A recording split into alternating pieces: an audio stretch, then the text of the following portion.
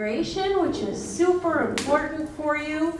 We're going to talk about academic integrity and learn about how you can get some help with your writing and tutoring and all kinds of things. Then also being ready for or knowledgeable about safety and emergencies and adjusting to US culture, because that will also be a super huge part of your time here. Learn about information technology services that are available to you, getting involved on campus. The International Student Association will be here, woo! And more announcements about course registration for tomorrow. So, I know that a lot of you just got your food, but you're going to need to leave it for just a little while, and then you can keep eating as we go along with presentations, okay? So I want each of you to think of an animal. Don't tell anybody else what your animal is, okay? Have you got one in your mind? Dog, cat, duck, owl. All right, pick one. So now what I would like you to do, and I have to be a little silly for this, is to find everybody else who has the same animal as you, and the way that you find each other is by making the sound of that animal, okay? So we're going to hear barking and meowing and quacking and boo, that kind of thing, okay? All right, so we're going to do that for just a few minutes, 10. All right, are you ready? Yeah? All right, you just have to go for it. Be silly, all right? You need a little stress relief, okay? So, 1, 2, 3, go! Get out there! No, oh, I forgot to mention, you actually have to get up out of your chair to find people around the room and then get together in a group, okay? So all the dogs get together, all the owls get together, all the ducks and the cats.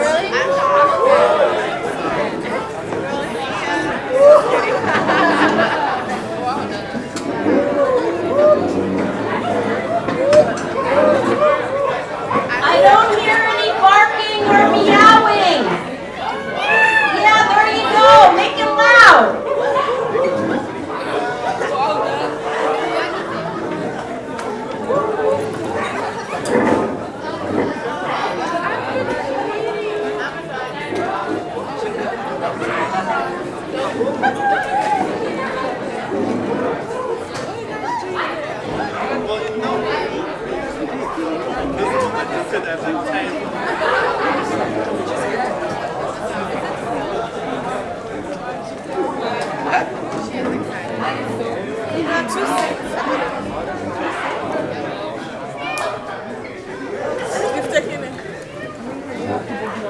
Guys, don't be shy. Make your noises. Okay, I want you to find each other and get in your groups by animal.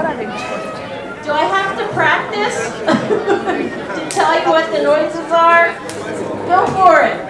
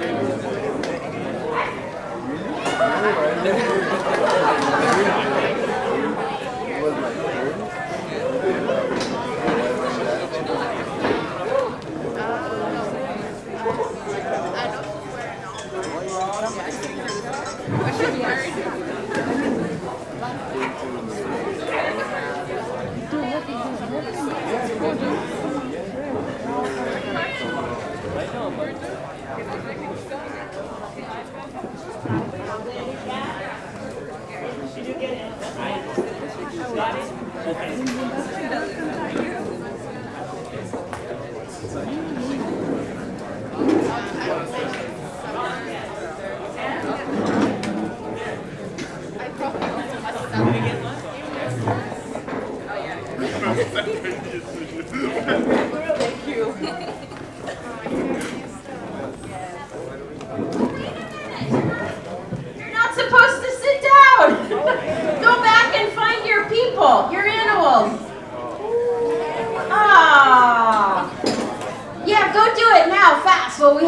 time. Okay, dogs, go back and find yourselves. Ducks, cats, owls. You can do it.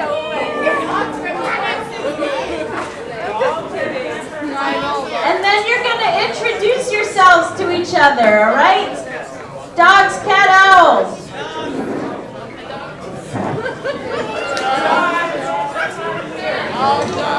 Dogs and cats are in the back. Where are the owls? Woo. Where are the cats? They're both working.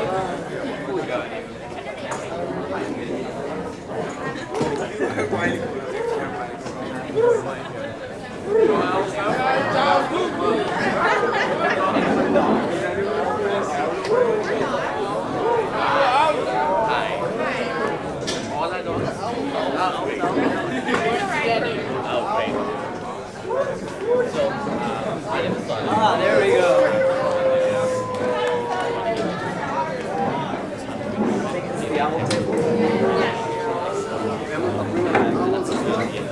Okay guys, since you had a different interpretation of that game, are some of your groups together? Like the dogs are together, the cats? No? Alright, we're going to do that some other time. I have another plan, okay? So here's the new plan. I would like you at your tables, and this is where you should be sitting with people from different countries.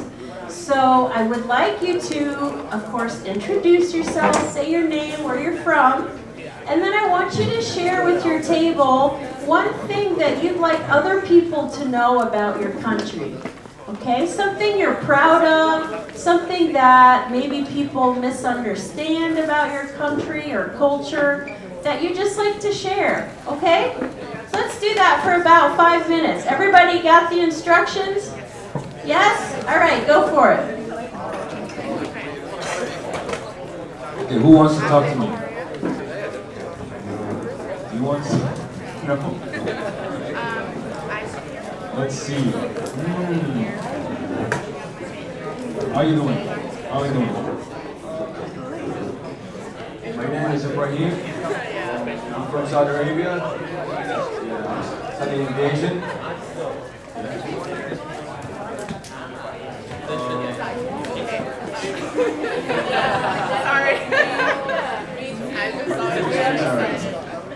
Okay, that's very interesting.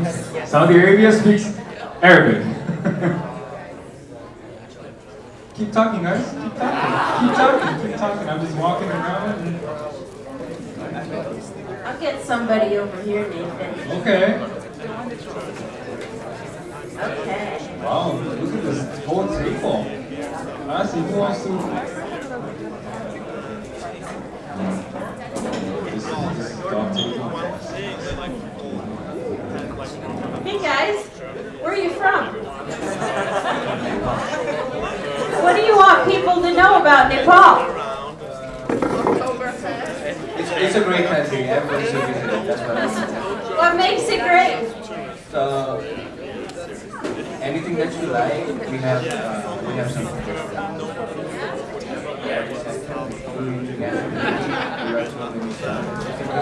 You want some adventure sports or something? Whatever you want. We always find something. Anything about India or you That's great. Okay. Who wants to share about? Would you like to share about your country, please?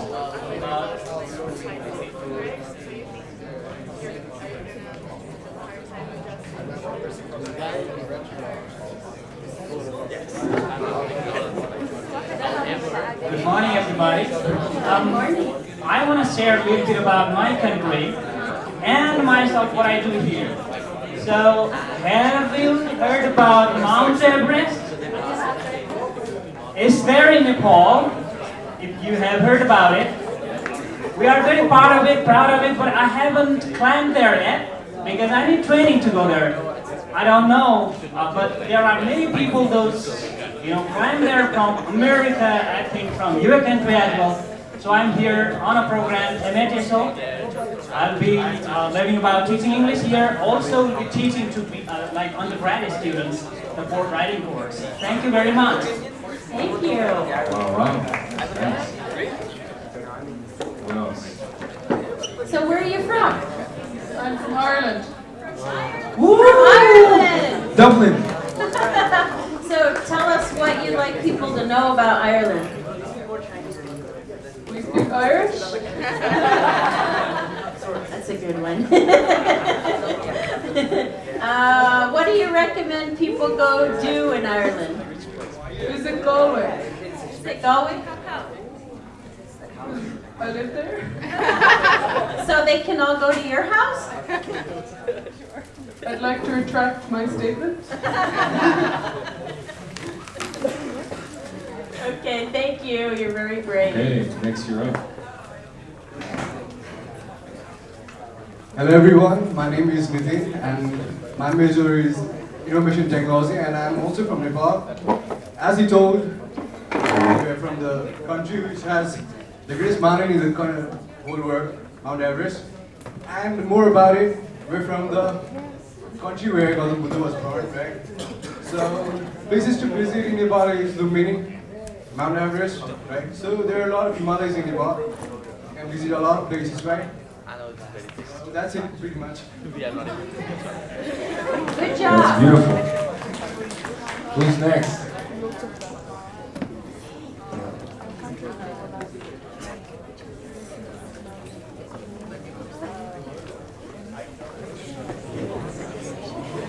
Okay, good morning. So where are you from?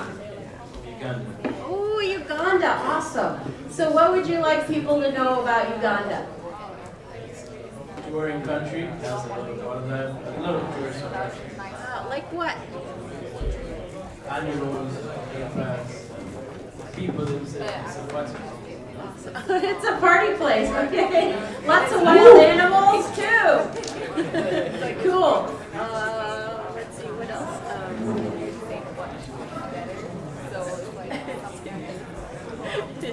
You've done a really good job, thank you.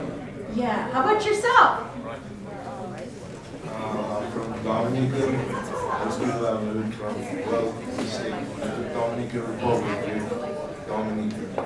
It's a small island in the Caribbean.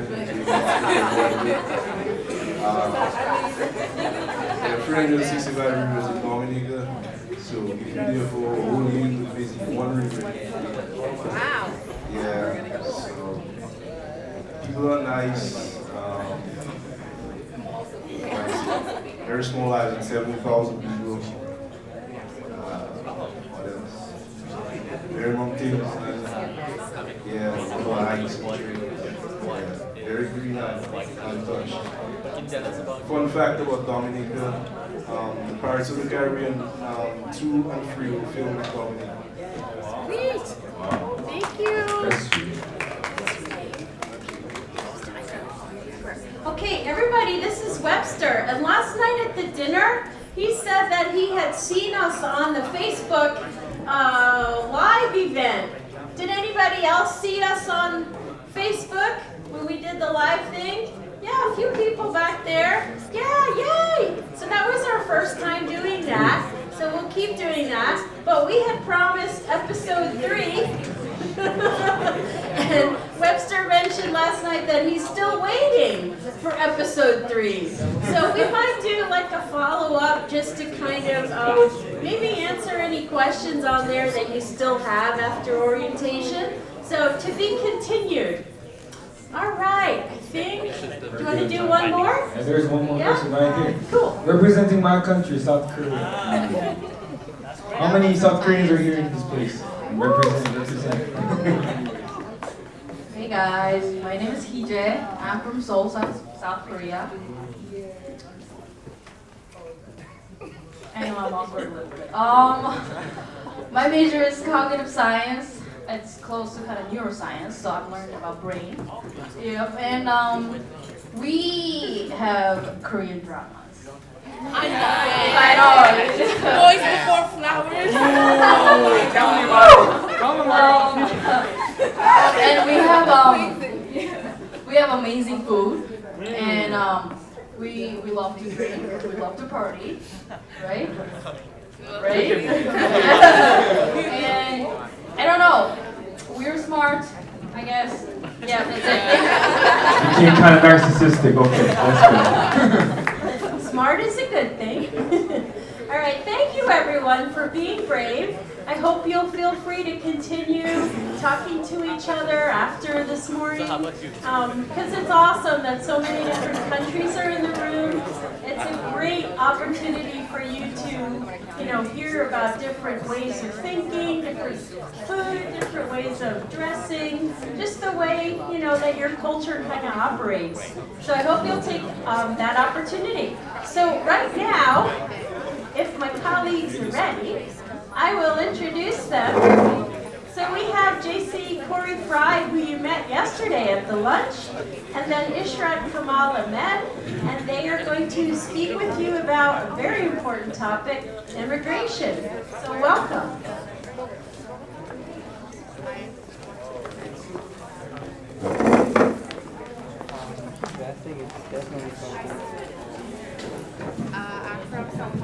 Good morning, everyone. How's your breakfast? Okay. How's your coffee? You have enough coffee? Hello? All right. Well, good morning. I'm JC. I'm the director of the Carney Center, and my colleague over here. I'm Ishrat Kamal Ahmed. I'm assistant director, and I work with immigration and advising. So we're here to give you a crash course on immigration and give you the bare essentials to get you started to understand what it means to stay compliant and stay in status. We're going to have a lot of information. We're going to leave a little time at the end for questions or comments or feedback. So if you could give us your attention, that would be very helpful. So yeah, you will need you need coffee probably to stay awake, because this is kind of boring, but this is very, very important, okay? Okay, so the Carney Center for International Student Services, you all know where our office is, right? It's just down the hall. So each one of you are going to be assigned an immigration advisor. There's a handful of advisors in our office, and by the end of the week, we're going to add an immigration advisor to your record, and that is the person that you will work with through your whole time here at MSU Mankato. They're going to help you with the list of things that are up here. So basic immigration related to your F1 status, help on locating university resources and making sure you're working with the right people outside our office. They can help you if you need assistance with communicating with the department, particularly your first semester or two, and you're still navigating and figuring out how does this college campus work. We'll help you with authorizations for travel, for employment, for enrollment. We'll help you with everything outside of what your academic advisor will help you with. So we aren't your academic advisors. We're not going to help you pick your course schedule. We're not going to tell you what prerequisites are or advise you, but we will help you stay compliant so that you're registered for the right number of credits, the right kind of credits. So this is our information. You can call our office. You can email our office. You can email your immigration advisor directly, which you'll see in e-services. Probably by midweek next week, you'll be able to see who your advisor is. And also you can see us during our walk-in hours. Walk-in hours means that every day we have few hours open, each one of us, that you can just come in and see us without any appointment. So those are saved for immediate needs. Right, office hours are for quick questions, 5-minute questions. If you need something longer, we ask that you set up an appointment. Each advisor's walk-in hours are posted at the front desk, and we'll also put them on our website too. So this slide we're going to talk about immigration documents, and you probably know some of those. They start with I. Can somebody say one document? I-20. There's another one with I-94. Okay, let's look at the difference. So the first one is passport. The second one is I-20, like you said. These are very important documents. Then your F1 visa that you have, and your I-94. And we'll talk about what each one is. And I'm sure that you already know what those things are, but just want to make sure, okay? And we'll also talk about what is a SEVA's record. okay? You have been hearing SIVAS, right? Okay, so we'll talk about what that is. So this is your passport, right? I mean, not your passport, but it should be valid always for at least 6 months, okay? And you have to renew it before it expires. You cannot let your passport be expired. So if you have any question about that, how to renew it, and anything like that, you just talk to your immigration advisor in our office.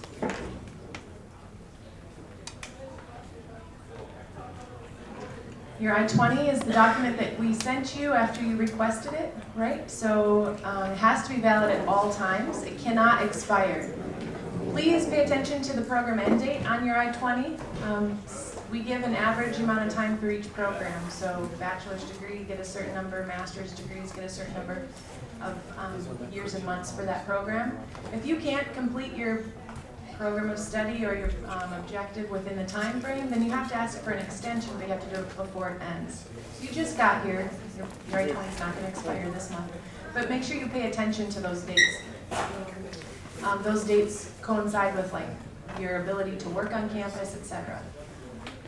Your I-20 also identifies the program that you've been accepted to, so if you change your major, your I-20 should change too, so we need to make sure that you're staying on top of that. If you want to travel over winter break or leave the country for a short vacation, we need to sign that second page of your I-20. It's a travel endorsement, and you would work with your immigration advisor to get that travel signature so you can re-enter the country when you come back to study. And if you have any sort of employment authorization for off-campus employment, that would be noted on your I-20, including where you're working and the dates for which you have that authorization. I will talk about student visa. So the visa is actually in your passport. You will only need this visa to enter the United States. Okay, so this is your entry document. If you ever travel outside the United States, in order for you to come back, you will need that visa. If it expires, because your visa has an expiration date, if you take a look at it, and it's not the same for everyone. For some people, it's like 5 years from now, some people for like 1 year from now. So take a look at that. You must renew your visa if the date expires.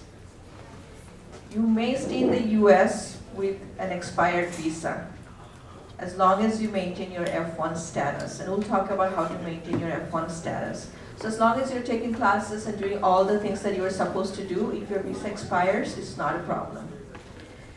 And if you need to renew your visa, you have to leave the United States and renew it from an outside country. It could be your home country, it could be Mexico or somewhere else that you're traveling to, but you have to visit the US Embassy to get a new visa to be able to enter the United States. And then your I-94, this is your arrival record. It indicates what port you came through and then also the date that you came into the US. It will include all of your travel history. And every time you enter the US, you get a new I-94 number. And so you'd want to update our office with that new record when you come back in. The website is located up here on this slide. Will also, I think you should probably get an email, hopefully before the end of the week, with that link. We'd love for you to bring a copy of your I-94 to check out on Friday in the ballroom right here. That will complete all the documents that you would need to submit. So let's talk about what is a SIVAS record. So the Student and Exchange Visitor Information System, that is SIVAS, short is SIVAS, is the web-based system that the U.S. Department of Homeland Security, which is the DHS, uses to maintain information on F1 and J1 students who come here in the United States to attend schools. So you are here on your F1 visa, and that's the way they, keep record of your entry, your classes, your whereabouts, where you are, what are you studying, and all this information is saved in the SIVAS system. And each of you have a SIVAS number. So that is your number, and no one else has that number. And that's what they use to identify you. So that is very important that you keep that number active. And if you fail to maintain your status, if you do something that violates your F1 student status, this number becomes either terminated or completed, okay? And you don't want that. You wanna, as long as you're staying here, you have to make sure that record always stays active. And in the next few slides, we'll talk about how to keep the record active. So we know that you are here to go to school, but at the same time, this is one thing you have to make sure that you're always paying attention to. So as Ishrat said, keeping your CVIS record active, staying in status, you have to maintain a full-time enrollment during your academic year, so fall and spring semesters. So an undergraduate student, that's a minimum of 12 credits that you have to be registered for. Graduate is 6 credits, and then if you're in the intensive English program, the IEP, 18 clock hours per week. Summer enrollment is optional unless your department requires you to be registered for something, and that might happen in a graduate program, but likely not. Enrolling as a full-time student at the beginning of the term is not enough. You have to keep that registration throughout the semester, and we do compliance checks throughout the term to see if you're registered for the right number of credits. We want to be helpful to you and help you stay in status. So when we reach out to you and say, you're not registered for enough credits, you need to find one more, we're doing that out of your best interest. We want you to stay in status. So you have to maintain that full-time enrollment throughout the whole term. And also you are required by the US government to update your address within 10 days of moving. So if you move, you need to update your e-services, because then that automatically will update CVIS. We're required by the government to update your record within 21 days of when you've informed us. So we also have to stay compliant. So help us help you. So sometimes you may feel like you don't want to take full-time classes. There might be some situations. And these are the exceptions when you can take less than 12 credits for undergraduate students, less than 6 credits for graduate students. So let's see. The first one is academic difficulties. It's only available for you during the first semester if you're having problem with the English language, or if you're having problem with the way the teaching is done here, because it's very different. Or if you had registered for a wrong course as advised by your academic advisor, then you can probably take less than full-time course load. The second reason is medical conditions. If you suddenly become sick or something and you just simply cannot take a full load of course, then there might be some exceptions, but you have to see a doctor and have to have doctor's notes. And this probably doesn't apply to you now, but when you are graduating in your very last semester, you may not have enough courses to take, and that's another option, another exception where you can take less than full-time course load. This will be a conversation throughout your entire program here, how to maintain satisfactory academic performance or progress.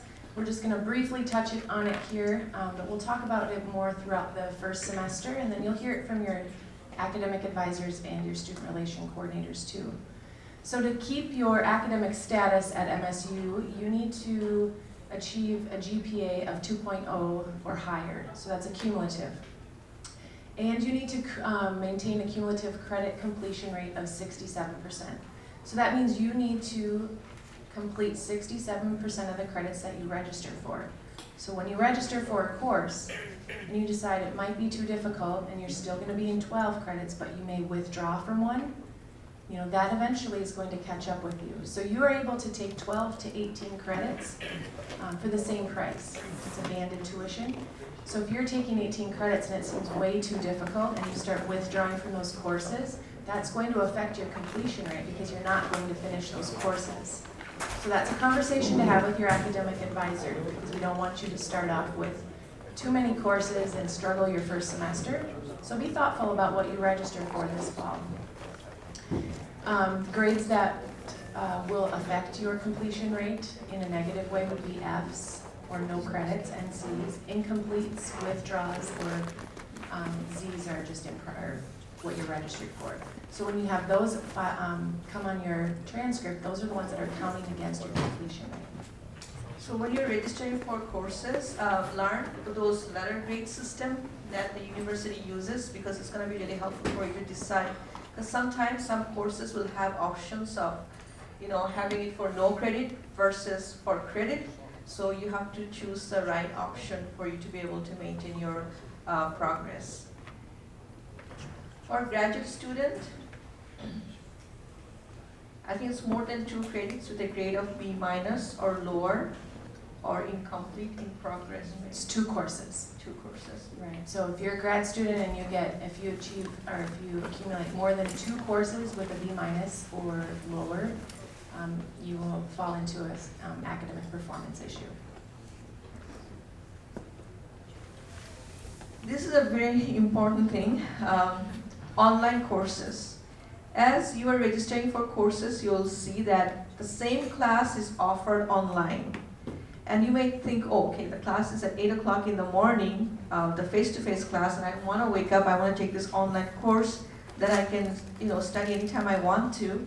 You have to be very careful because international students are not allowed to take more than a certain number of online classes. And you can see it here on the slide. For undergraduate students, the easy way to remember, for undergraduate students, you must take 9 credits of in-person class, meaning you have to go to the class for at least 9 credits. It doesn't matter how many classes you register. You can register for 18 credits, but you still have to have 9 credits. For grad students, it's minimum of 3 credits. So these are some examples how you can combine it. Some classes you may see, they will say completely online, so be careful. There are some classes, they're called hybrid, meaning that they are taught online, but there are some times where you have to go to the classroom. For immigration purpose, we do consider those classes as face-to-face.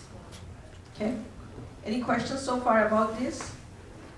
You can talk to your academic advisor when you're registering about this online classes, okay? But try to take as less online class as possible. So registration usually happens about midterm before the next, so about end of October, early November, you'll be able to start registering. Things that may prevent you from registering for a future semester could be that you have an academic warning or a suspension hold on your account. Maybe you have an unpaid balance account. You have to pay your tuition and fees before you can register for the next term. So if you have an unpaid balance, you have to wait until you've paid that off before you can register for the next term. If you have a student conduct hold, so student conduct issues are across the board. It could be an academic issue, it could be a behavioral issue. Those will affect your registration because they often come with sanctions and fees that you have to pay too. If you've not paid your student health insurance, so next year, if you don't pay in the summer for fall, you can't register. And then if you haven't completed the online orientation, so there's an online orientation we need you to complete too, and you need to do that before you can register for spring 2019. So I have a question here. What happens if you cannot register? What is the problem if you can't register for classes? Can anyone say? Go ahead. Okay, what? You have to leave the United States. Because you are here to go to class, and if there is one semester you cannot register, that means you are not being a student, and your visa is what kind of visa? The student visa. So that means your visa will be gone, your immigration status will become invalid, and you have to leave the country. Employment. What is employment? So some of you have question about employment and you are actually thinking of working. It's work performed in exchange for compensation. So you may actually get money for your work, or sometimes people may say, you know what, I'll let you stay in my house, but you have to clean my house, mow my lawn, clean my snow.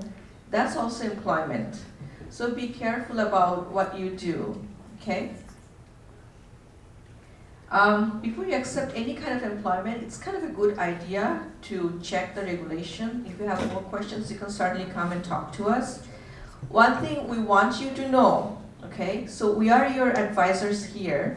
You can come and talk to us about anything, and if you're thinking of, say, illegal employment, and if you talk to me about it, that you are thinking of going to do, I'm not going to report you. We're not going to report you to the immigration. We're here to advise you what to do and what not to do, okay? So, so whatever you talk to us is confidential, but I just want you to know that, you know, we just want to give you the best information. We are your advisors from 8 to 4:30, Monday through Friday, but we also live here. So if I'm at the mall and I see you working somewhere and I know you don't have authorization, that's awkward. And so we participate in life here in this town too. So we want to give you the best advice, and we will give you advice. Stop working immediately. Okay, so, and if we see something like that, we are going to ask you to come and talk to us. In some colleges, they actually terminate the students right away because, you know, there's a big, illegal employment is a big issue, and as you start to stay here, you're going to see that there are a lot of talk about it. So just a reminder, absolutely no employment outside of campus. Other people could report to you to USCIS. And if you are caught working off campus, that's automatic terms for termination. So like if you were to be caught by someone like, I don't know, an ICE or a DHS, that will be a loss of your immigration status, and you can't file for reinstatement and try and regain your F1 status after unauthorized employment. So you have to return home. When creating your own business, let's say you're an entrepreneur at heart and you want to create your own business and make some money as a side hustle, that is not authorized employment. You don't have authorization by the US government to collect that income. So even if you are making something out of your apartment or you want to sell something from your home country, that is unauthorized employment. And you may ask, why would people go and report us to the USCIS? Are they that hateful? That is actually not the question. The question is, when you are doing an illegal employment, you are taking the job away from somebody who is legal, right? So that's the part people don't like, and that's why they may report. On-campus employment. So, on our campus, on-campus employment is very, very limited, and you have to really compete with others to be able to get that job. It's kind of harder in the first semester, but it might get better. Many on-campus opportunities are listed here in Math Jobs, and we'll send you the link. You can log in and, you know, with your student ID and find out all the jobs that are there, but make sure you know what jobs are on campus, because you can only apply for those jobs. There are other types of employment, you know, teaching assistant, library student worker, research assistant, and sometimes you have to be a graduate student to be able to work as a teaching assistant. And sometimes when you're looking for employment, you will see work study, and that is only for students who are US citizen or have green card. International students do not qualify for work study, okay?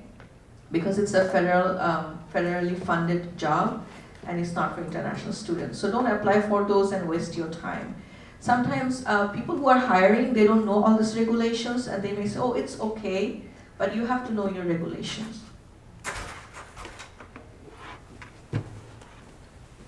So if you do get an on-campus job, during the academic year, you can work up to 20 hours a week for your employer, and then during breaks and summer, you can work up to 40 hours. So we have a lot of different employers on campus. We have the university employers, so departments, academic departments, and departments like ours. We also have food service, which is a little different, but they're on campus. We have Wells Fargo, a bank downstairs. We also have the bookstore. So all of those run differently, and they aren't necessarily communicating to each other. So all of your hours that you work on campus cannot exceed 20 hours. You can't work 20 hours at Sodexo at the food service, and you can't work 20 hours a week at the library. You can only work a total combined number of 20 hours per week during the academic year. One thing I also want to mention to you, that you may think that you will not get caught, but other students who are having hard time finding jobs, they are the one who's going to come and tell us that you were working more than 20 hours somewhere else. And So- this isn't just an international student regulation, this is the state of Minnesota, so all undergraduate students, whether you're from Minnesota, you have a green card, or you're from Thailand, you can only work up to 20 hours a week per semester, or per week during the semester. Yep. So you may work as long as you don't graduate. So once you graduate, you're no longer a student, you cannot work anymore. Even if your I-20 end date is not expired. If you transfer to another university, you're no longer our student, so you cannot work on our campus anymore. You can work in that new university. And if you violate your F1 status, say your record is terminated, remember the CVS record we talked about? If it's terminated or in completed status and not active, that means you're not supposed to work on campus, even if you have the on-campus work permit. Nice segue. So the campus work permit. Our office facilitates a good portion of that process. I'm not going to talk you through the whole thing because tomorrow at 9:30 back here, Pat from our office, who's responsible for the work permit process, will talk to you about that. We'll also send you this PowerPoint, so you have all these links and you can refer back to them should you have questions. But in order to work in the US, you need a social security number, but you can't get a social security number until you have a job offer. So that whole process begins in our office. When you get a job offer, you visit the Kearney Center, and then we'll have you fill out the work permit forms and start getting you ready for your social security application. And Social Security is the number that the US government assigns everybody who is working. So you can get a Social Security number if you're not working. So you may hear from other people, other students in other campuses saying they got Social Security number without a job. That is not true. You have to have a job. Another thing I have to ask you right now is,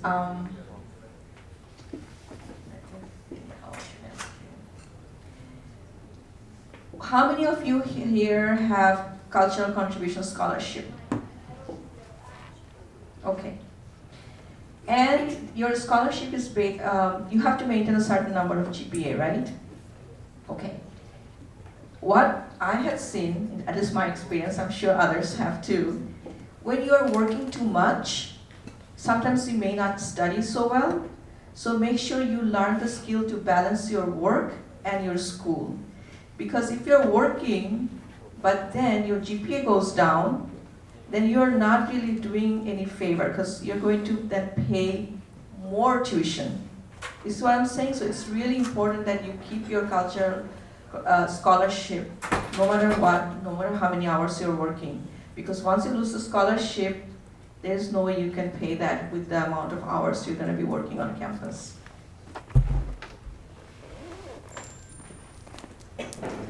So you just got here, but we're going to talk to you about should you want to travel over winter break.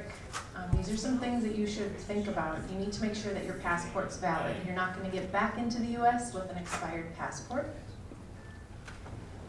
If your visa's expired, you need to make sure you have enough time to apply for a new visa. And depending on where you're from, visa times and appointment times may be, pretty far into the future. So you want to make sure you leave enough time for that to get back in time for your educational endeavors here. Make sure someone in our office has signed your I-20 within the last 6 months so that we can see, or so that you can re-enter the country. Make sure too, if you're a transfer student, make sure you get an updated I-20 from our office. Make sure it doesn't say pending transfer from your previous school. And if you're a brand new student, make sure your I-20 doesn't say initial status. It's up on the left-hand part of the document. you need to have a continued attendance I-20 for the time that you want to return. So pay attention to those things when you're getting ready to travel. And when you're coming for I-20 signature, the good thing is that we also check your status at the same time. So we can tell you if there's something wrong with your status, if you're okay to travel. So it's a very good thing to do before you travel.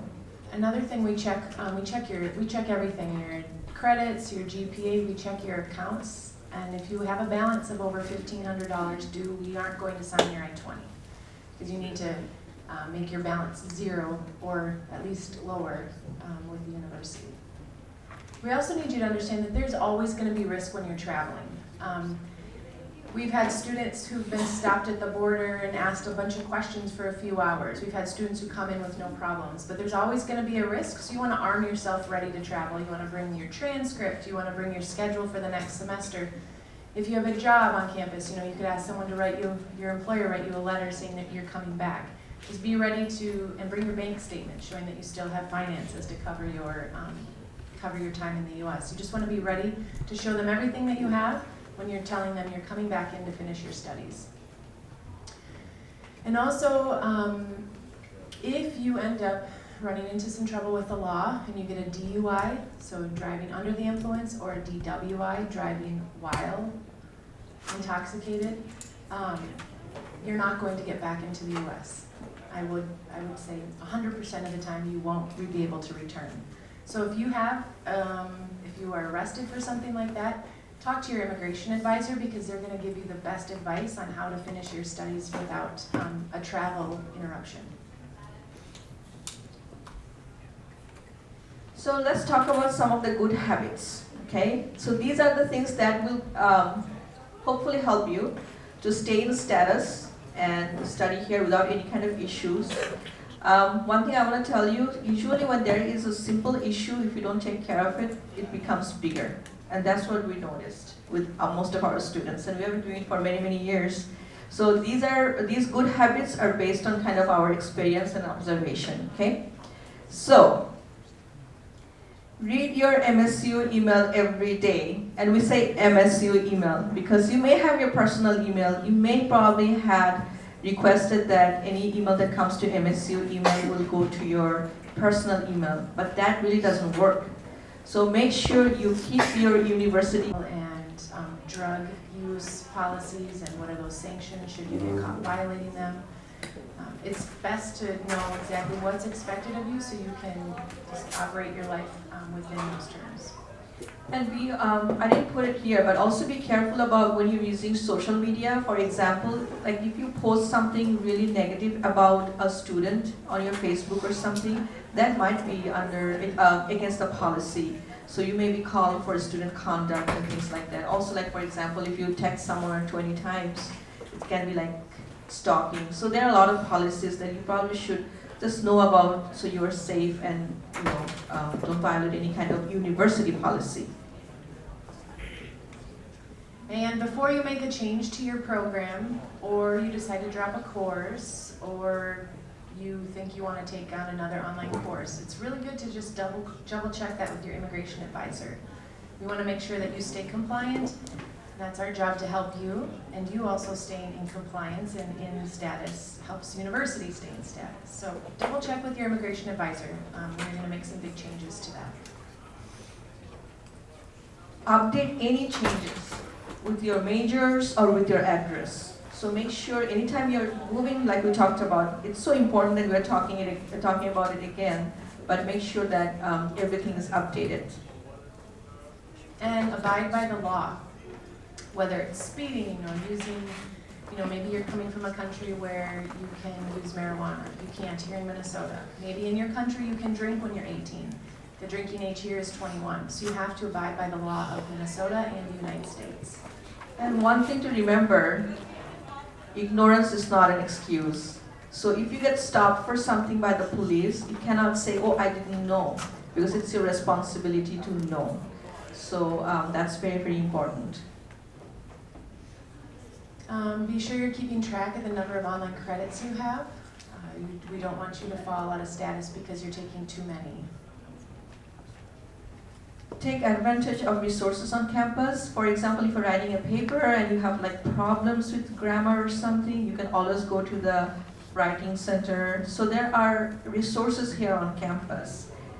So take advantage of those resources. There are health services, there are student activities, many clubs that you can join. So make sure you are getting involved and using those resources. And do not drink and drive, because as we mentioned earlier, you're not going to be able to re-enter the US if you have that on your record. Also, if you have any record of DWI or DUI on your record, which stays, by the way, and anyone can see it, you may have a hard time finding a job after you graduate. So those are some good things to remember too. And then learn how to help yourself.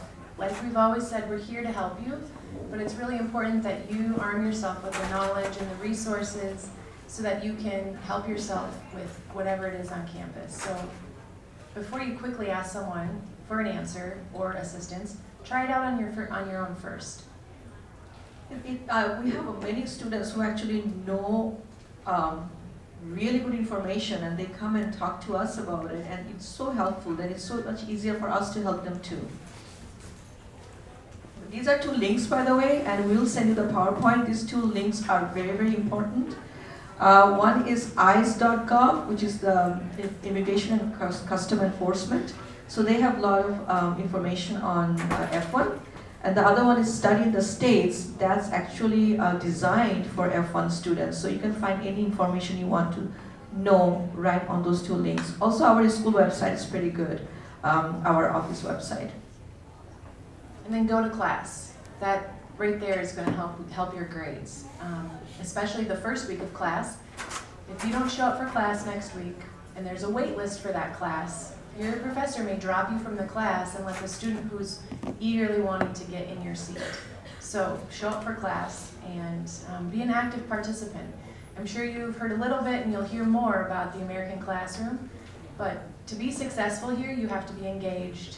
You have to interact with your classmates. You have to do your homework, come to class prepared. And you have to be ready to talk to your professors too. In the US, professors are approachable. They have office hours. They want you to succeed too. So it might be something different than you're used to, but in order to be successful, you have to be engaged with your classmates and your faculty and be prepared and ready. Another good habit, which is very important, do not wait until the last minute. That is something that is, I know for some of us, hard to learn, but make plans. We have students who are traveling, say probably tonight, but they will come in the morning to have the I-20 signed. But maybe we're busy and we're not going to be able to sign it right away. And it's for everything. So do not wait for the last minute, okay? I mean, you'll see. You're not going to be able to get good grades just by studying 3 days. You'll have to study every week. And just don't wait to cramp up everything just night before the exam. Okay, so Ishrat's come up with a few things that will be helpful for you to take care of in the next week or 2. Make sure you can log into your e-services account and update that permanent address. That's really, really important. Our student record system automatically batches into our SEVA system where your I-20 lives. And when you update your student record system, that updates SEVIS and that keeps you compliant. You're following the immigration regulations. And it's helping us because it's being updated within the time frame we need to. So please make sure you keep that updated. Stay enrolled full-time. So these are the ones, I mean, you should do all the time, but in the next few weeks, these are the most important things that you have to remember. So stay enrolled full-time, don't drop your classes. If you need to change any class, talk to us or talk to your academic advisor, but make sure your total classes are more than, or at least what you're required to take by the immigration. Stay within the guidelines of online credits. This is the 3rd time we're saying it because it's a huge issue, because we have to terminate your record. Make sure you go to class regularly, not just next week, but all the weeks after too. Some classes actually have a syllabus and they give points for being in the classroom. So if you don't go to the classroom, you keep losing points, and then if you are getting A's in the class, you get B's. If you're getting B's, you get C's. And that's going to affect your scholarship and, of course, your academics. And ask for help.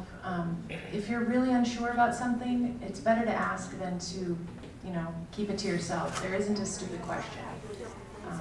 If it's with your faculty or your professor or immigration or in the residence hall, just ask so you don't make a mistake. And it's okay to ask. Don't be embarrassed. Don't be shy. Don't think you're bothering us. As long as you're, doing it from 8 to 4, or 4:30 our office hours, just ask, okay? Then you need to make sure that you make a down payment to your tuition and fees by next Friday. So Friday, August 31st, is the last day to add or drop any classes. So tomorrow you're going to register for classes with your student relation coordinators. And you're going to walk away with a full course load, 12 credits at a minimum. If you're a grad student, you might already be registered. IEP students, you'll be doing that tomorrow as well. You can change your classes next week if you want to or need to. But by Friday the 31st, you need to make sure you're in those 12 credits, and you have to make a payment. If you don't have a $300 payment towards your tuition and fees, when you get to class on Tuesday of the next week, you won't have any classes left on your schedule. They're going to drop your registration. So $300 by next Friday to secure your enrollment for the semester, your registration, and then you can have a payment plan throughout the term.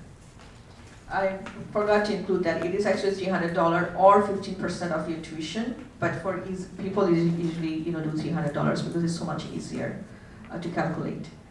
And the most important thing is take care of yourself.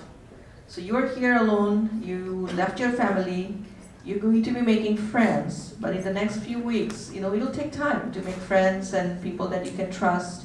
So make sure you do take care of yourself, and there will be others to help you, but you have to help yourself first. One quick thing I would like to mention, we have a counseling center on campus. It's just down the hallway from our office. And as a student, a fee-paying student, you have the ability to see a counselor for free. And so if you're feeling blue or you're feeling just a little bit down, that's a great place because they are trained and ready to help you. And if you're unsure of how to make that appointment or you don't feel comfortable going down there, stop in our office and one of us will walk down there with you. And we will sit with you while you fill out your forms. They're a great resource. It might be a new concept for you, but it's something to consider or try, talking to someone through kind of what you're feeling and how things are going with your new adjustment. And one thing, always remember that, us, who are working at the International Center, actually the law tells us to stay confidential, which means that anything that you tell us, I won't be able to share that with anyone. So as long as it's, there are some exceptions, if you say that you are thinking of killing yourself or something, then I have to share with other people, which might not happen.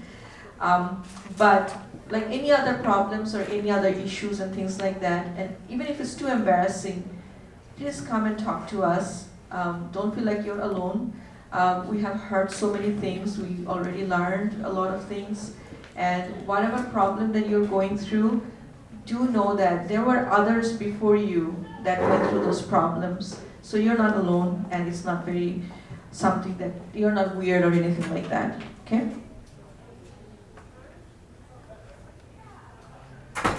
So we just listed some basic questions up here. We don't have to read all of those. If anyone out there has any questions too, feel free to raise your hand. But until we see a hand up, we'll start going through these questions.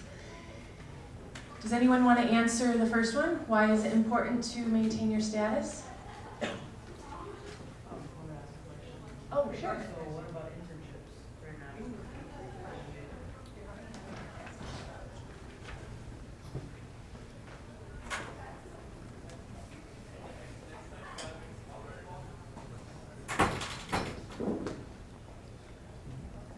So what about internships for international students? Are we allowed to get a paid internship? You are allowed to get paid internship, but you have to wait 2 semesters before you can apply for internship. Internship is experience that comes with your academics. In your first semester, you have to know something about your own field before you can go out and work. So that's why the immigration has the rule that you should wait 2 semesters before you can apply for internship. 2 semesters here, or just in the U.S. in general? I think it's 2 semesters in general. You have to be in F1 status for 9 months, so 2 academic semesters. So if you're a transfer student and you're coming in at your 2nd or 3rd year, it might make sense to have an internship sooner. Any other question? Each table can come up with 1 question. Talk among yourselves and see what questions you want to ask. This is your time.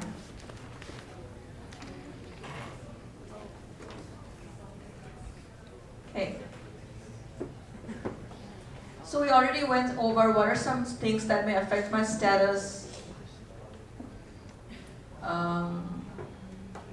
Sure, I have a question. What if it's like the middle of October and I'm just feeling really bad and I want to drop my classes and just sit in my apartment and, I don't know, Skype home with my family and then I'll start again in January. Can I do that?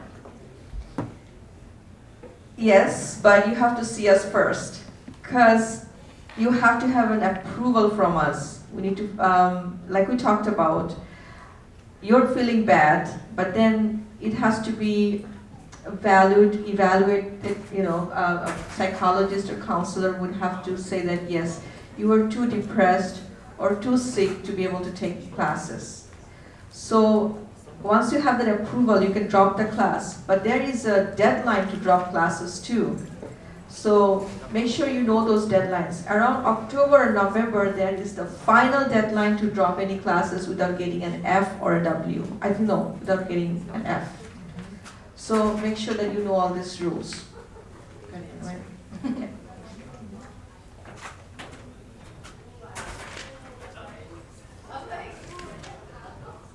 You spoke of on-campus jobs earlier.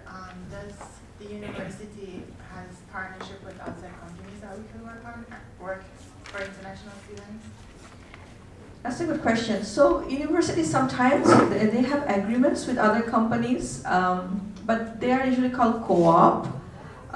You can get internship experience by working for them, and you can receive credits, class credits. But other than that, I don't think any other agreement will let you, because your on-campus job will have to be on campus. And agreements the university has with like the Wells Fargo Bank and the bookstore and the food service, that's about as far as it gets for cooperation. One easy way to remember if it's an on-campus job or not is to look at your paycheck and see who issued your paycheck. If it's MSU Mankato, that means it's an on-campus job. So for example, let's say the IT department, information technology department, say that they hired you as a student worker, but they have a project here which is not on campus, but few miles from here.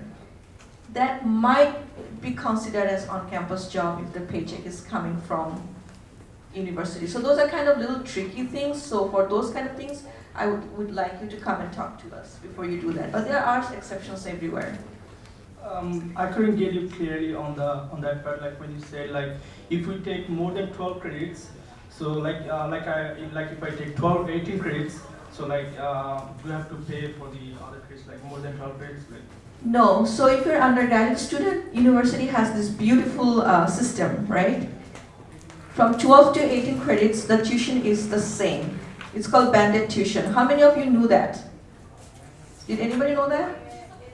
Okay, that's a very good information for all of you. So if I take like 15 or 18 credits, so how much do you have to pay? Like do you have to pay for only 12 credits?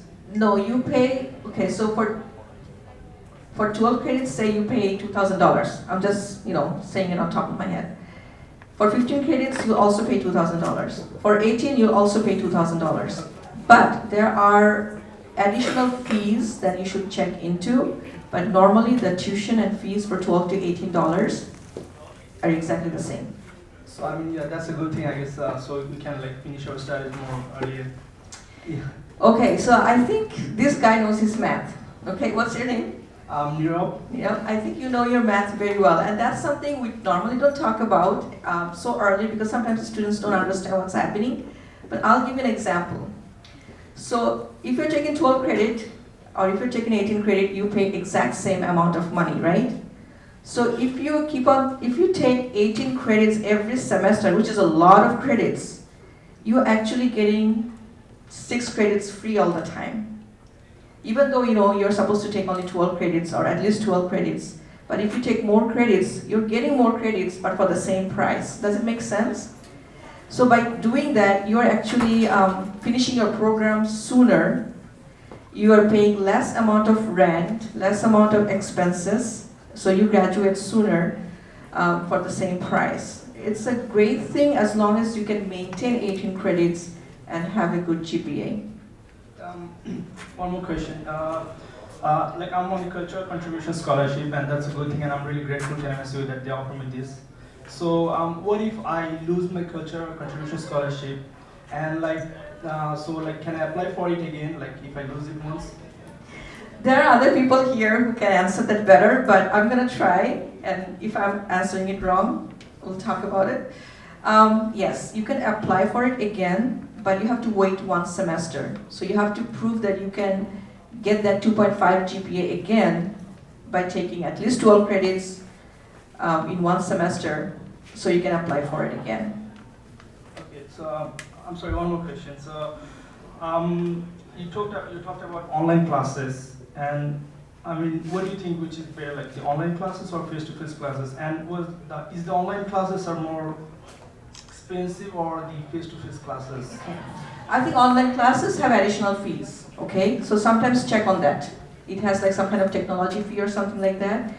And this is a question that people may have different opinions about, if it's an online class is easier or the face-to-face. So I was a student here too, I was an international student, and I also took online classes. Sometimes online classes can be a little harder, just because when you are in a classroom, there are other people asking a lot of questions, and there is a learning that happens that doesn't happen sometimes in online class. And sometimes online classes have very serious deadlines. So, it depends. And sometimes classes depend on who is teaching too. Some professors are harder than other professors. It's just an honest thing, you'll see that. So, do you agree with that, JC? Okay. So yeah, talk to your friends, find out from others, what kind of experiences that they had, and then you can decide. But yeah, it is very, very good idea to plan your courses ahead of time, so you know exactly what you'll be taking, because there are some prereq courses that you have to take, and your academic advisors will be able to help you with those. Any other question? Excuse me. Yeah. I wanted to know if, I want to change my major, right? So I need to get a new I-20 for my new major, right? So it's really important to get a new I-20, or will the previous I-20 work? If you're traveling, you should always carry your updated I-20. So, and if you're applying for an internship or work permit, it's better to always have that updated information on your I-20. So not necessarily you need the hard copy, but if you're trying to use your I-20 for something else, use the most updated. Okay? Thank you. Yep.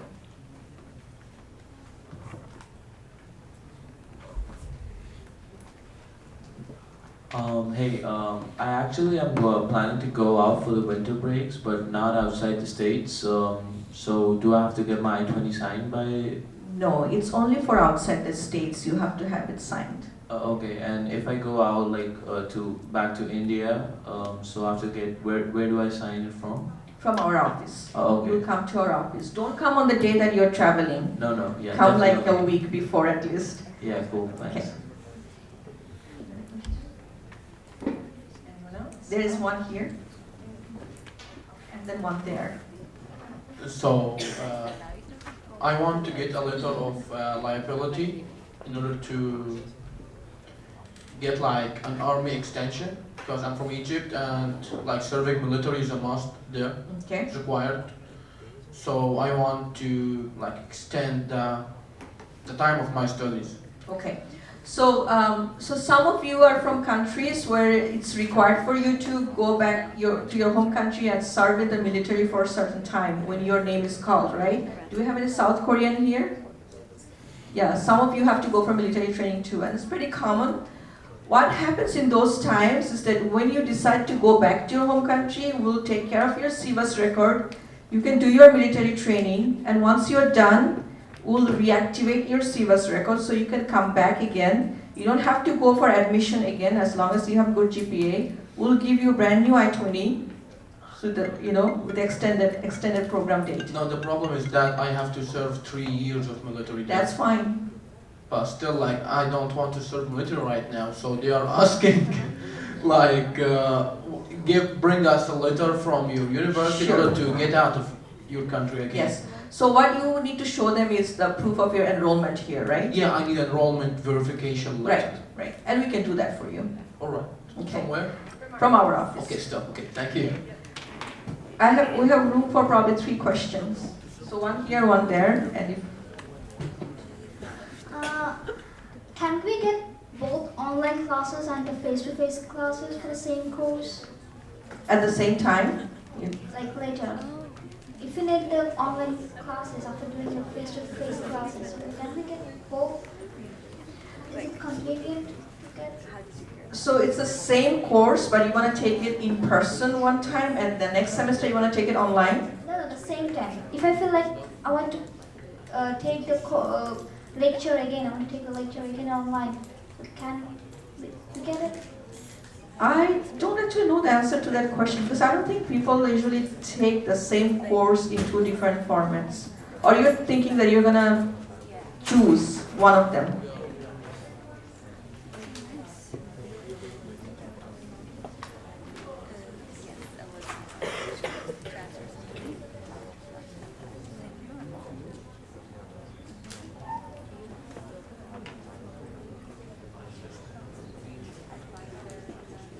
So you can only register for one section of the course. Okay, so you can't really register both online and both face-to-face for the same course. And you have to pay for it too. I mean, of course, if you stay within 12 to 18 credits. I think we have one more question here, right? No, not you, but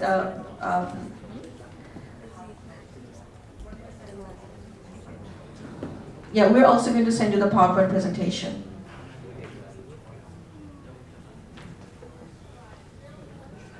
Hi, I have a question that is, in the summer semester, what is the minimum amount of credits that we will be needing? So if you want to take the credits in summer and then complete it within maybe 3.5 years or maybe 3 years of time. Yes, it's a good idea to take classes in the summer if you're not doing anything, because you can get done with your program sooner.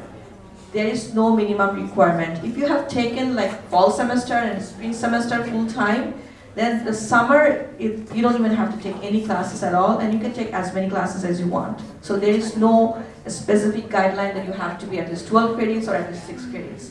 But I will warn you, all of you, before you take summer class, be careful, because summer classes are very, very hectic. They are too fast. You may have tests every week because they are short-term classes, okay? So try to, use your best judgment. Okay, Stephanie, do we have time anymore? There is one question here. Okay, we have one more question.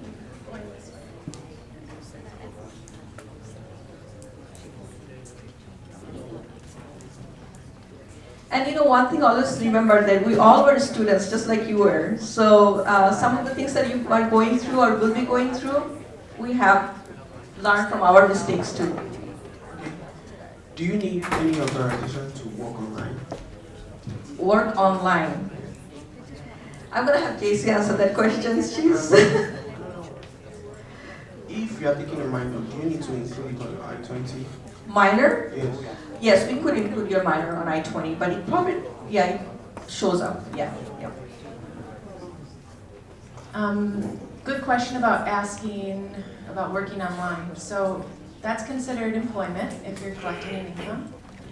It sort of depends on who's paying you, but I would say 90% of the time you can't do it because it's off-campus employment, and you don't have authorization for that. Authorization for off-campus employment comes from CPT, which is an internship, or OPT, which you do after your program. So if you're working for a company online from your apartment or your residence hall, it's likely not authorized in the US. If for some reason the company is in your home country and they're paying you into your bank account in your home country, that might be possible. But I would say You're going to get a lot of emails from employers who are trying to get you to do some pyramid schemes or some different types of employment where you're doing sales or some online work like that. I would say go with your gut, come talk to us, it's likely not authorized. And you actually will get invitations, sometimes they'll find you on Facebook, and they'll send you invitations to come to a meeting on campus, we're going to teach you how to sell this product. Don't go, you don't have authorization to do it, okay? So if there aren't any questions, we'd like I'll talk to you after this one. What is the question about? Okay. I think we have one more question all the way on the back though, and then we'll come back. So while Jesus is giving the mic to the other person, I just want to tell you something, okay? So our job is to inform you about all the rules and regulations, what you can do or what you cannot do. There are times that you may be doing something illegal, but you're not getting caught. Okay? So nobody's terminating your CVS record, the immigration people are not coming to get you. But remember one thing, you do know that it is wrong. Okay? So it is your life. So whatever decision you make, you're going to be the one feeling the consequences, right? One example I'll give you, sometimes when people work illegally, the tax people do know it because they have to take tax out of your checks and things like that. And immigration and tax people, they share information with each other. So you may sometimes get frustrated, how come I'm getting monitored so much? But given a lot of situations and history that happened, this is a thing that's how things are now. Okay, so just stay careful.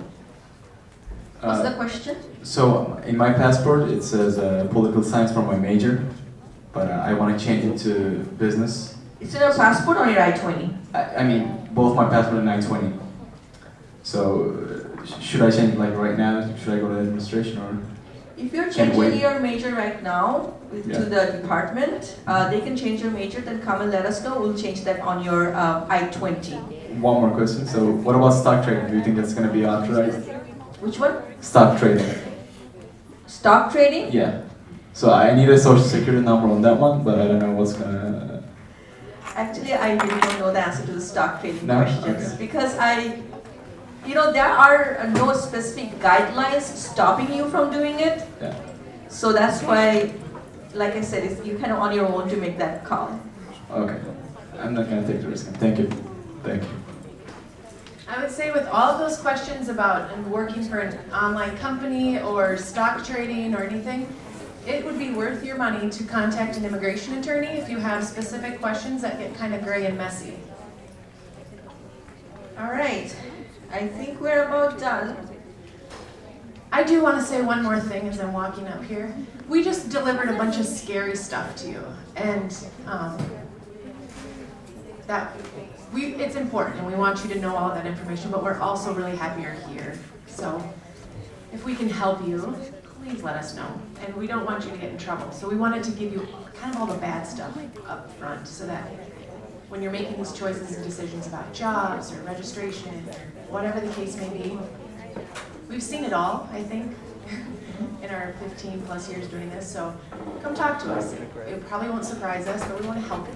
So we're happy you're here.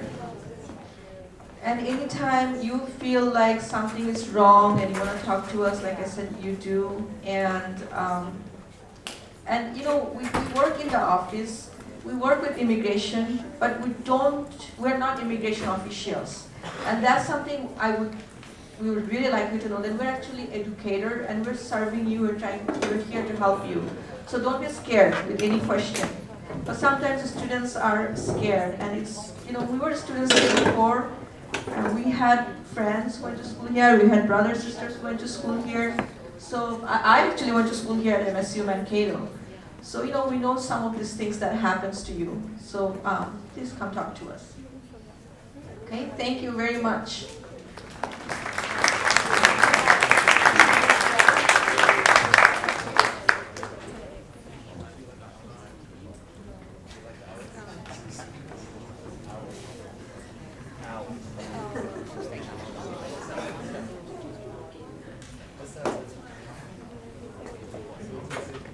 Thank you, JC and Ishrat. Okay, let me pull up the PowerPoint slide.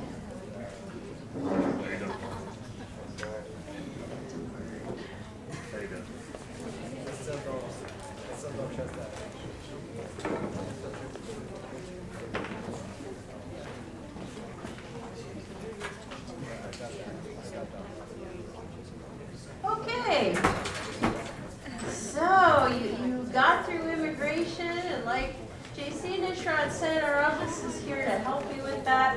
There are a number of immigration advisors in the office, and all of you are going to be assigned a specific advisor, okay? So you're going to find that out pretty soon. Again, check your MSU email so you'll find out that information. So now it's my pleasure to introduce two of our colleagues from the Academic Success Center. So you guys know that you're students, number one, right?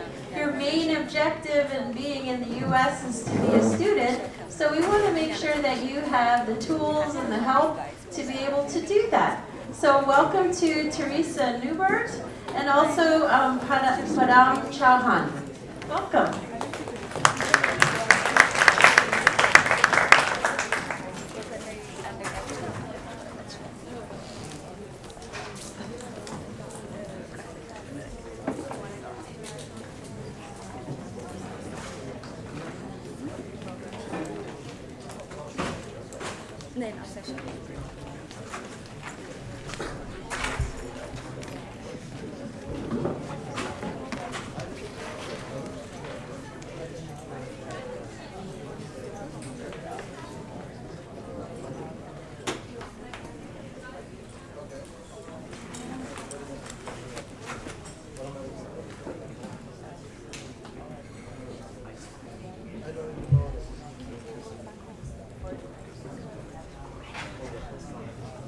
Greetings. I wanted to just invite you to visit amongst yourselves and relax for just a moment as we change our presentation slides, okay?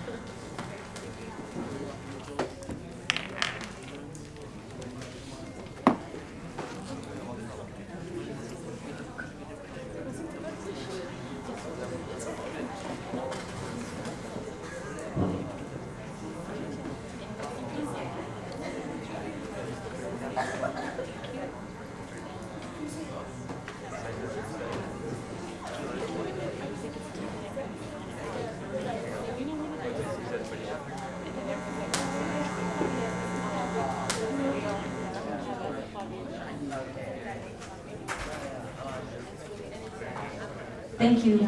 Everyone here okay? Okay. Thank you for your patience. We had a video that we thought would be helpful to you. Our topic is avoiding plagiarism. Again, talking about scary things because we don't want you to get into trouble. Okay? So, in general, I will start here. I want you to know that I work in the University Writing Center.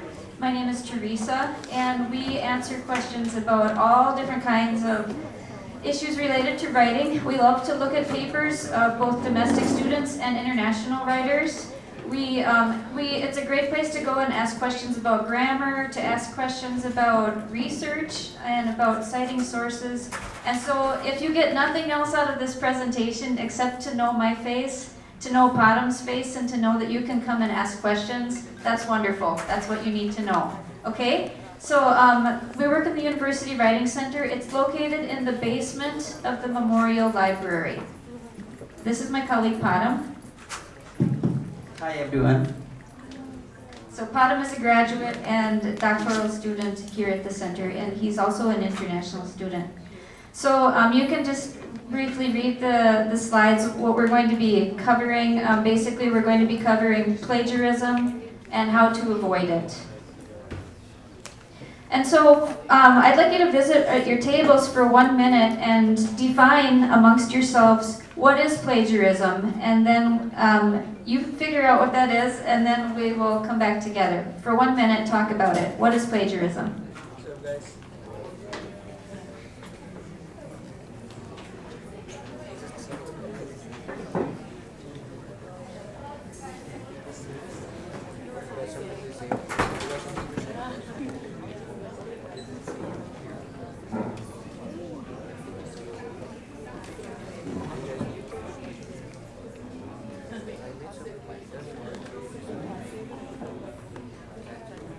Okay, let's come back together and talk about what plagiarism is. Thank you for working that out at your tables. What we want you to know is it comes in many different forms.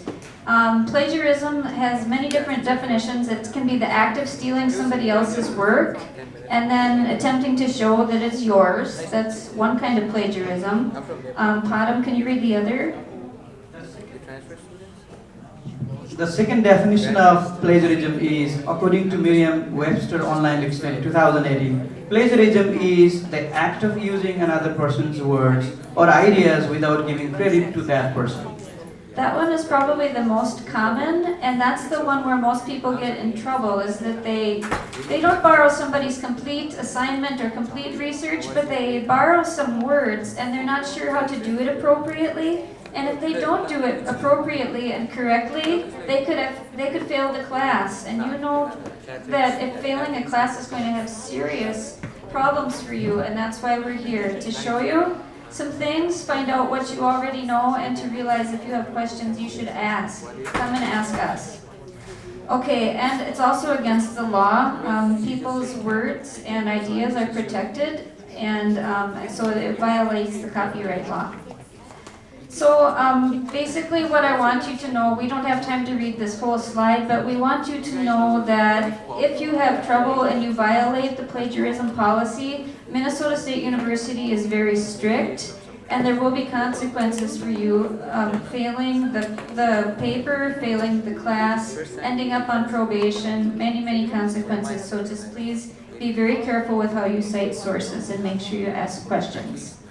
So plagiarism includes many different things. You can take somebody else's paper and submit it, and if you get caught, of course, that's plagiarizing. Even if you borrow somebody's work from the internet, put it in your paper. If you don't cite it correctly, that's plagiarizing. If you take somebody's work from the internet or a journal article and you just change a few of the words, but keep most of their writing, again, that's plagiarism, and that's very serious. And that one's the one that most people get in trouble for, is they just think, if I change a few words, it's enough, and it's not. Okay? Of course, also cheating, and there's a word on the slide called collusion. If you help somebody else cheat, that's also plagiarism, and will have terrible consequences for you. Okay, so what do you think would be different kinds of plagiarism? Discuss at your table. What would be some ways people could get in trouble for plagiarism? For 1 minute, discuss.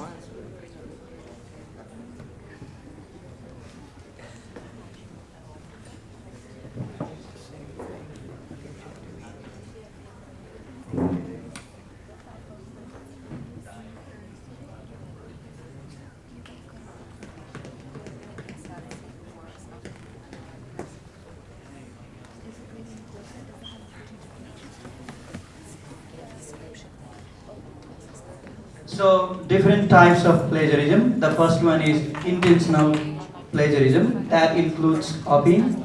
Second one is patchwork. And third one is cheating. And fourth one is collusion.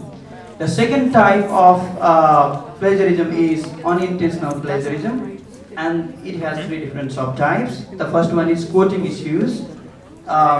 Two different types of quotes are there. First one is direct quote and second one is block quote. And the next one is paraphrasing issues. We'll talk about what paraphrasing is little later. And then final one is referencing or maintaining works cited page issues. Okay, thank you, Padam. So as far as intentional plagiarism, sometimes people intentionally copy things because they're in a hurry, they've waited till the last minute. They will copy something from the internet to answer a question for their professor, or copy some information and just put it in their paper without using the correct quotations because they're in a hurry. The next one, patchwork, that's where you take most of somebody else's things and you just change out a few words. What we want you to know is that is plagiarism, when we'll show you some examples. And then the unintentional ones, sometimes we get in trouble just because we don't know how to do it right. And that's why we're here, so you can see us, come and ask us questions in the Writing Center. Again, where's the Writing Center? Good listening, in the basement of the library. Come and ask us questions, because we don't want you to have trouble. Okay, so we were going to show you a video, but instead we have a quiz that we will show you. I think before we show you the quiz, we'll talk about different ways that you can and should borrow from other people's sources to be correct. When you write in American culture, people want you to have an opinion and to state your opinion, right? And that's fine, you should have your opinion and state it. And they also want you to read other people's work and to borrow from other people's work to support your opinion. So perhaps you have the opinion that cigarette smoking is a hazardous thing for the public and it should not be allowed. Perhaps that is your opinion. And we want you to go out and find research that shows that smoking is hazardous for yourself and for other people in the area and how it affects health. And we want you to borrow information. And we want you to be able to do all these three things, to summarize somebody else's work, to put it in your own words, in your own way, and also to quote exactly. And you should do all of those. It's good academic writing to try all of those within the same paper. But you have to be able to do it in the right way, again, so that you're not plagiarizing. Maybe Padam, could you talk about the differences among these three things? The differences between these three things is when you summarize, you write the main ideas in your own words. At the same time, when you paraphrase, you write the original text in your own words. When you quote, you use author's exact words, and then there would be a date as well as the page number. Next thing is, summarizing includes only the main ideas. Details can be neglected. But when you paraphrase, you include main ideas as well as details. And then in case of quoting, you must reference the original source. And the third difference is summarizing must reference the original source. Paraphrasing must reference the original source. This is a kind of similarity between the two. And then quoting, this is must reference the original source. So this is where you can find the similarity among these three. And the last difference is, when you summarize, summary is much shorter than the original text. In case of paraphrasing, paraphrasing might be shorter or longer, it depends. And then in case of quoting, you take or you use the exact length of words from the original text. So that's the difference. Thank you, Padam. So if you look at both summarizing and paraphrasing, you're putting things in your own words, right? So you're taking somebody else's ideas and put it in your own words. But even though you've put them in your own words, these ideas were not originally yours, and you have to give credit to the author. The author's name, the author's date, where did it come from? Even though you put it in your own words. If you do not give credit, you will be considered plagiarizing because you'll be showing that this is your idea. Okay? Very important. Even if you put things in your own words, you still have to cite the source. Okay, so we have a quiz for you. We want to know which one of these is plagiarized. So, the original text is in red. The original text says, in Manhattan, I read, some franchises were even charging for ketchup. That's the original. Look at student A and student B's treatment of the source, and I would like to know which one is plagiarized. Take some time and look at that.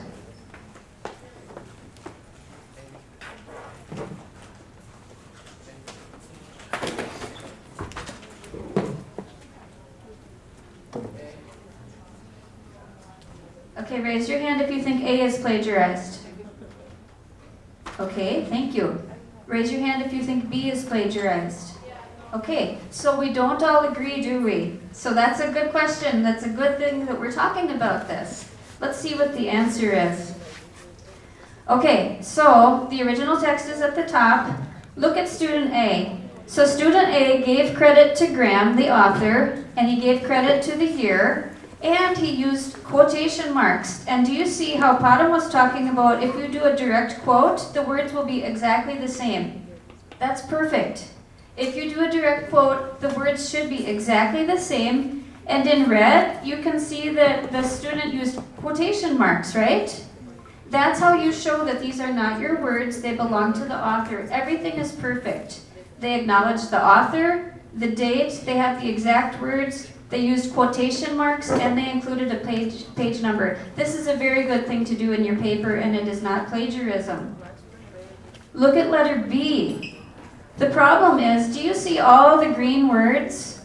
All of these green words were also in the original text. They borrowed too many words from the original. They used no quotation marks around those words that they borrowed. They did not put this in their own words. This is not paraphrased. This is plagiarized. Too many words are the same. If you were to paraphrase this, you would completely change the sentence structure. You wouldn't start with "in Manhattan." You would start in some other way. So it says in Manhattan. I read some franchises were even charging for ketchup. Paraphrasing that, you might say something like, in a city in New York, ketchup was, there was an additional fee for ketchup, something like that. Completely change the wording so that it is in your own words. Okay, so we're gonna go on to another one. Which one is correct? So, which one is a correct paraphrasing of the sentence, many franchises were starting to keep the hot sauce behind the counter? We're paraphrasing now. So in your own words, you have to do it. Which one is correct, A or B? Take some time.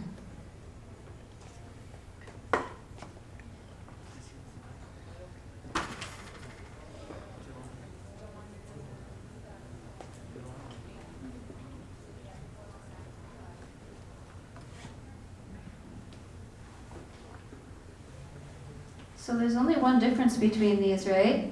One of them is using quotation marks and one of them is not. So the question is, if we're paraphrasing, do we have to use quotation marks? Raise your hand if you think we need quotation marks for paraphrasing. Does anybody think we do? Okay, raise your hand if you think we do need quotation marks. Okay, maybe did I ask the same question, Trace? Okay, raise your hand if you think we don't need them. Okay, so let's see the answer. Okay, so letter A is correct. When you're paraphrasing, you do not need quotation marks. You only need quotations for exact words, right? Okay, so if you had trouble with this quiz, that should be an alert to you that you should ask questions in the writing center before you turn things in. Okay? We'd be so happy to see each and every one of you, and we have enough time and space for all of you, so please do come in. Okay, so we're almost out of time. What I want you to know is that it's very serious if you get in trouble for plagiarism, and that's what I want you to know. Don't forget that. And I also want you to know that we have a university writing center, and that's what I would like to show you next. So bear with me as I go to the internet. I'm going to show you how to find our website.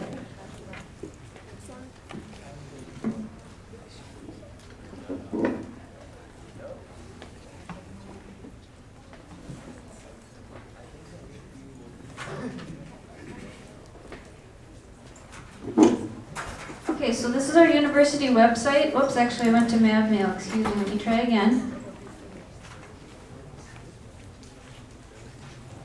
Okay, here's our, it keeps defaulting to MavMail. I'm sorry. Okay, try again.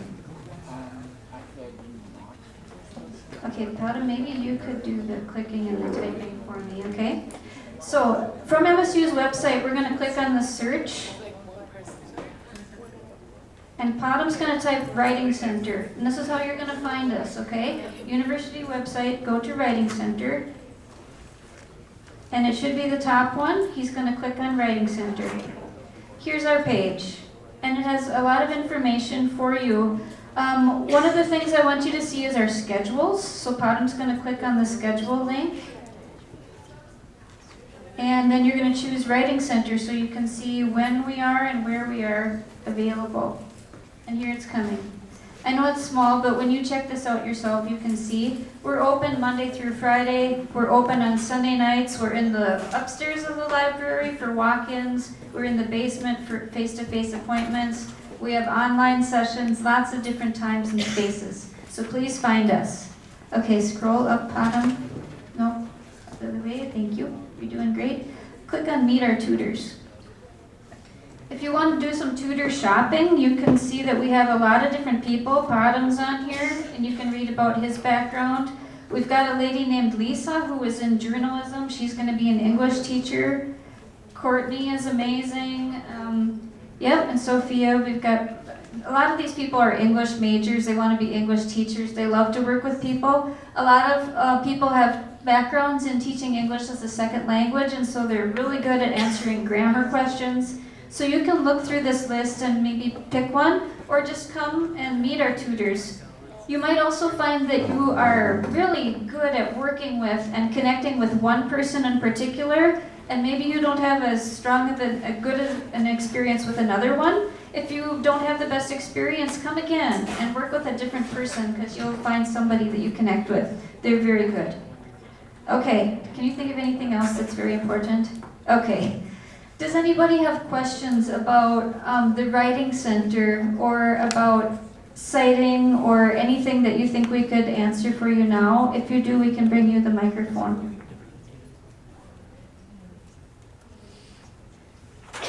Okay, appointments in the Writing Center are 45 minutes long. They begin on the hour and they go until 45 minutes past the hour. If you have an appointment, it's very important for you to come on time, because the next person will be coming then the next hour, and there won't be much time if you come late.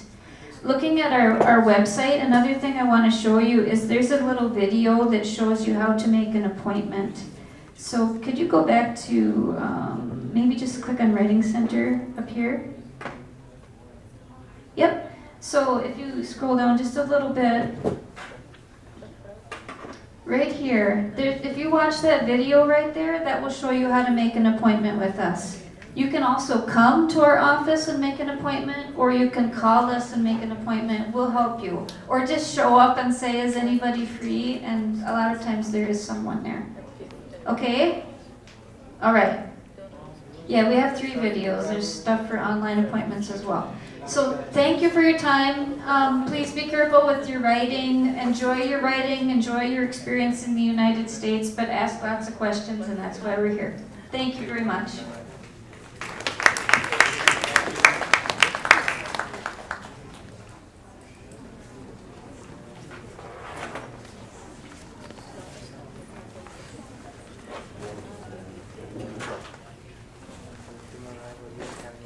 Okay guys, I just need to get reset up here and I'll be back with you in just a sec.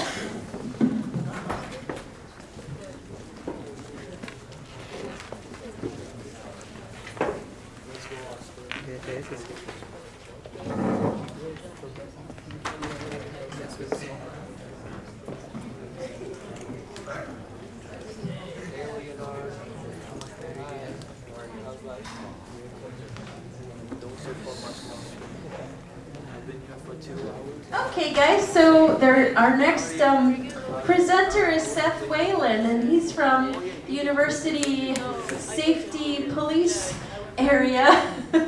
Sorry, he'll say it correctly. And he's going to tell you how to stay safe while you're here in the U.S. and just some laws and getting, prepared for any emergencies. So Mankato is really a relatively safe community. But I always like to say when you're in another country or another city, it's always a good idea to just be extra careful, extra aware, okay? So welcome, Seth.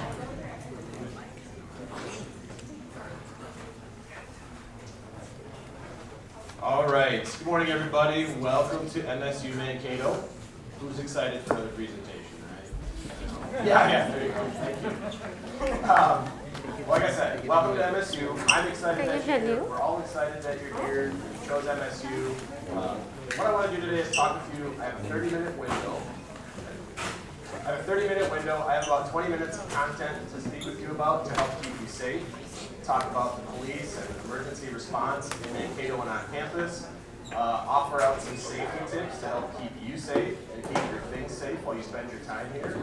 And then we have about a 10-minute window for questions. So if you have any questions, like I said, I'm sorry I'd have to do the presentation for you. So if you have any questions at any time, feel free to ask them. You can blurt it out, raise your hand, save it till the end, that's fine too. But please feel free to ask questions. I want to have a conversation with you if you're confused about something or just, like I said, curious about something that I don't explain. So, to begin with, our office is located at Weeking Center 222, way up on the north side of campus. We are open 24 hours a day, 7 days a week. You can get a hold of us by that telephone number there. So if you have a cell phone, I would encourage you to take that phone out, save that telephone number so that you've got it if you need to call us.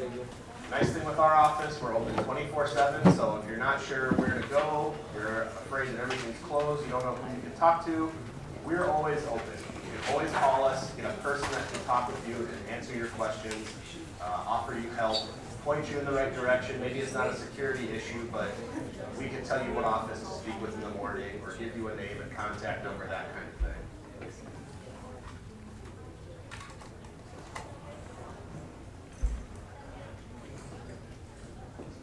So a couple things I want to talk with you about today. Talk a little bit about just kind of the overview of security on campus. We are security, we're not the police. So police is a separate issue. And we'll talk about that as well. Police, the fire department, that emergency response type of thing. And then like I had mentioned before, we'll talk about some safety tips that I have to help keep you safe. So I kind of got into some of this information already, but our office are always here. We're always able to help. We're a connection for you. We know a lot of the resources on campus, so obviously you've got your mentors and staff that you're working with in the International Center, that's great, but we're also a good resource, so if it's closed or you just have questions, let us know. A couple of services I want to highlight that we can offer for you. First one being a safe walk service. If you're not feeling comfortable on campus, maybe it's late at night, you're just, like I said, not comfortable, you can call us any time of the day or night. We can provide you a walking escort anywhere on campus or over to Stadium Heights. To campus, from campus, not a problem. Anywhere on campus, we can't walk you like to Quick Trip and the pizza shop and stuff like that. We have to be on campus, but we will help you the best that we can. Lost and found. We have hundreds of items that get lost and turned into our office every week once our school year gets going. So a couple things. If you lose something, here's what I want you to do. First thing you do is check with the building where you lost it. Most buildings on campus have a designated lost and found site. So you can stop by that office and say, hey, did you find my whatever?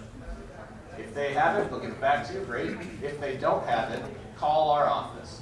Once a week, we go around, pick all of that stuff up, and then we inventory it. So let's say someone turned something in a month after you lost it. You called us, you said, hey, I lost this thing. We say, sorry, we don't have it. We're going to get that information from you. What does it look like? What is it? Description. So that when we get that item a month later or whenever it would get turned in, we can reach back out to you and get you that item.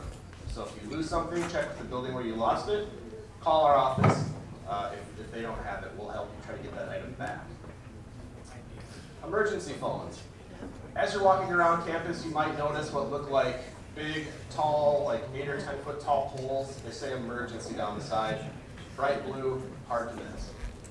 Those are really handy if you need security for anything. They say emergency, but really you can use those to get a hold of us for any questions or problems that you have. It doesn't have to be an emergency.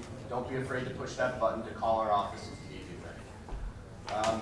It's basically, if you don't have a cell phone or don't have our number handy, you can use one of those to get in touch with our staff, and we can talk with you in real time through that emergency telephone.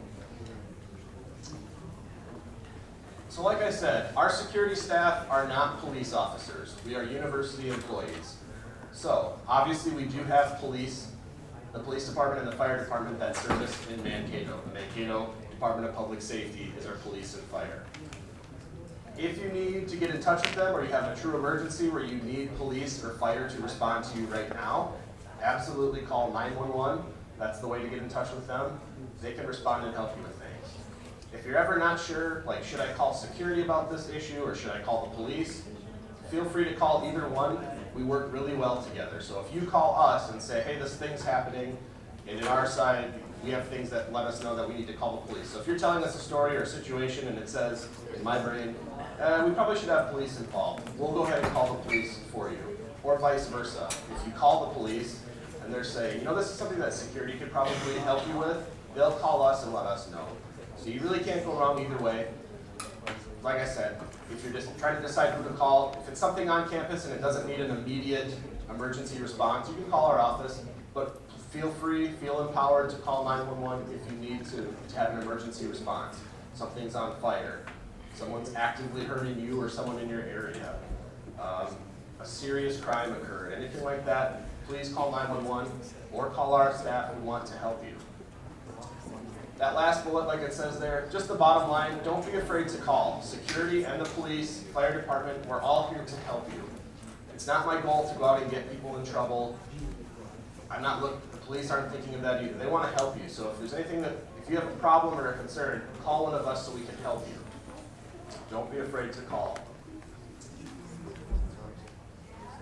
Talking about the police, fire, we can go over a few things, kind of some common questions that come up a lot of the time.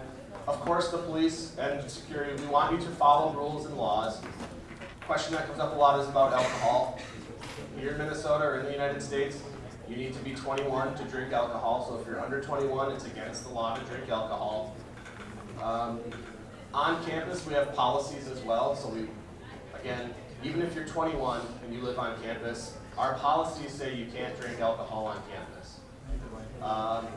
Throughout the city, you can't have alcohol like on city streets, so you can't walk around in public like with a beer or something like that. Even if you're over 21, you have to be on private property, so not in the street, not on sidewalks, those kinds of things. Drugs, in Minnesota, recreational marijuana is illegal, so smoking marijuana against the law, against university policy. I would suggest to you to just avoid it, don't do it. If you have an interaction with the police, we get questions too about, what's common or what should I do? If you're driving or something like that, if you get pulled over, the lights are flashing and they pull you over. Stay in your vehicle, don't get out. If they have requests for you, just comply with their requests. They'll just tell you what they want you to do. So stay in the car, do you have a license? They'll ask you what they need from you. Don't offer bribes. We get that question sometimes I know that's customary in some locations that, hey, if you just give the police X amount of dollars, they just leave you alone. Don't do that here. In Mankato, if you try to offer somebody a bribe, that's a serious thing, and that elevates the crime further, so don't do that. Don't make fast, sudden movements. Like I said, they may have, if you're speeding or something like that, they'll pull you over, they'll tell you why, and they'll ask you the questions they need to ask. Don't be reaching in your pockets and, doing quick movements and things that are going to get them concerned for their safety. Just keep your hands in view, follow their requests. There shouldn't be any problems at all with your interaction with the police. A couple of safety tips. Like I said, we're going to shift a little bit, talk about ways to keep you safe and keep your things safe. The first, point I have to talk with you about is kind of just keep the weather in mind. So here in Minnesota, we have a really broad variety of climates that we experience. Today's a pretty nice day, a little cooler than average. Usually it's warmer than it is today, but in the wintertime, you're going to notice that it gets really cold. And I'm sorry I don't have the Celsius locked into my brain. I can only speak about Fahrenheit, things like that. It gets very cold. It can freeze quickly. So in the wintertime, dress for the cold weather. Dress in layers to help keep your skin protected, keep you warm. Gloves, hat, scarf, boots, whatever you need to keep yourself warm, you'll get to know quickly what's warm enough or what's not. The last point there, use lotion and lip balm. So it gets really dry in the winter time. Not humid at all, it gets really dry. Your skin will dry out, your lips will dry out. Use lotions, use lip balms, keep your skin moisturized. If it gets chapped, it's not the end of the world, but it's uncomfortable. So just keep yourself comfortable, safe, warm. Don't stay outside forever if it's really cold, really cold. Get out of there. In the summertime, I know we're kind of transitioning out of the summer, but even next spring it's going to start to warm up again. We'll still have warm days throughout the rest of the year here too. Drink plenty of water, stay inside during bad storms. Again, we're kind of getting out of the storm season and really severe storms, but if we have tornadoes or some severe thunderstorms, anything like that, of course stay inside. You don't want to be outside and get hit by debris or be outside where there's lightning and things like that. And then know where severe weather shelters are. Usually that's the lower level of a building towards the middle of it. So if there's a tornado and the announcement goes out that there's a tornado, seek shelter, something like that. Seeking shelter. Most buildings have designated severe weather shelters. If you're not sure where that is, like I said, get to the lower grounds, get to the middle of the building, and that's usually where those shelters are. So this one's pretty easy, right? Keep your stuff locked up. Lock up your belongings, lock your doors, don't leave things sitting out unattended. Probably one of the most preventable things that we deal with are people having things stolen from them. And it's usually not like the door got broken into or a window smashed. Usually what the situation is, hey, I was studying in the library, I had to go to the bathroom, then I had to print something off, then I came back to my stuff 20 minutes later, and now my backpack's gone with my books, my laptop, and whatever else. Or something like, hey, I was in my residence hall room or I was in my apartment, I went down the hall to talk to some friends and I propped my door open. And then I came back 20 minutes later and now like $100 is missing off of my desk. Something like that. Usually when things get stolen, it's a crime of opportunity, meaning it's easy or it's an opportunistic moment to take that thing. Really easy to prevent those things. Lock up your vehicles. Don't leave things sitting out unattended where someone can take them. Have a friend watch them, take them with you. And then of course, like I said, don't leave residence hall doors propped open, unlocked. Apartment doors, don't leave those unlocked. Lock things up, you can avoid many of those problems. Scams and frauds. So, like it says there, we want you to avoid scams and frauds. We don't want you to become victimized by some kind of a fake attempt to get information or money from you. So, situations that can come up that are scams and frauds that affect our students. Sometimes, for example, we've had situations where someone gets an email or a phone call and it says, hey, I'm with MSU, I'm Seth. You need to pay me all this money right now or we're going to kick you out of MSU. Or, hey, I'm Seth, I'm with the police. You need to send me gift cards right now or you're going to get arrested and deported or something like that. If someone's calling you or emailing you and threatening you, like, do this thing right now or you're going to get arrested, do this thing right now or you're going to get kicked out of MSU, we'll cut off your power if you don't pay us right now. That's not really how things work. So if you get an email like that, or they say, hey, I want to give you all this money, but you need to send me this information first, and then I'll send you a check, and then you cash it and send money back to me. So if it sounds too good to be true, like that's too easy, right? That's not really how things work in general. If they're threatening you for money or information, or it sounds too good to be true, you have that thought in your head like, well, this is super easy. Why is that the case? That should be a warning in your head, like something probably is kind of odd with this situation. So if you get approached with something like that, we want you to reach out to somebody. Call security, call police, talk to your friends in the International Center, but run it by somebody first, because once you send money or send gift cards or give them all of your personal information like credit card numbers and birthdays and phone numbers and all that stuff, once that goes away, we can't really scoop that back up and get that back for you. So we want you to avoid being victimized by that in the first place. We can help you determine if something's legitimate or not. But like I said, sometimes our international students will get targeted. They want to prey on your maybe misunderstandings of how things work. So if you're ever confused or not sure, reach out to somebody and we'll help you figure out if it's something that's legitimate or not.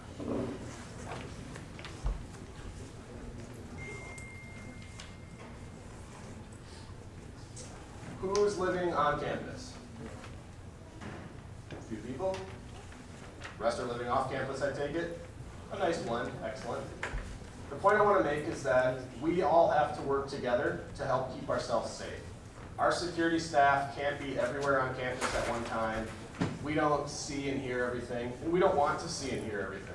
But the point I want to make is that you start to know what's normal behavior for the people in the areas that you live around. If you live on campus, you probably take similar routes in and out of the building. You get to know people that you live by. You get to know what's normal. But that also means that you are the one that gets to notice when things aren't normal, or when something's out of place, or someone's acting strange or not like themselves, or you get that kind of feeling in your gut that something's not right. If that kind of thing is happening, and you notice those things, reach out to us. We want to help.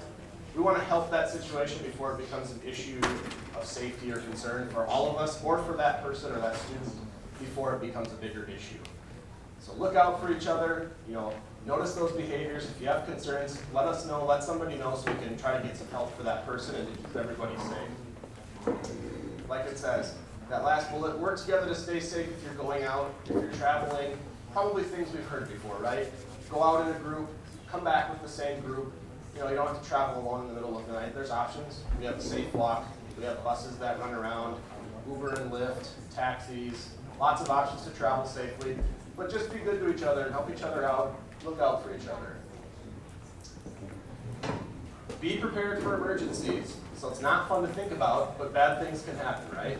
So we want you to be prepared for emergencies on campus.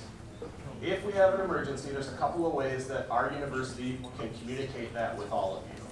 One option that we have is essentially we can pick up the phone in our office, put in a code, and then deliver a real-time message to most of our campus classrooms and some of our public spaces.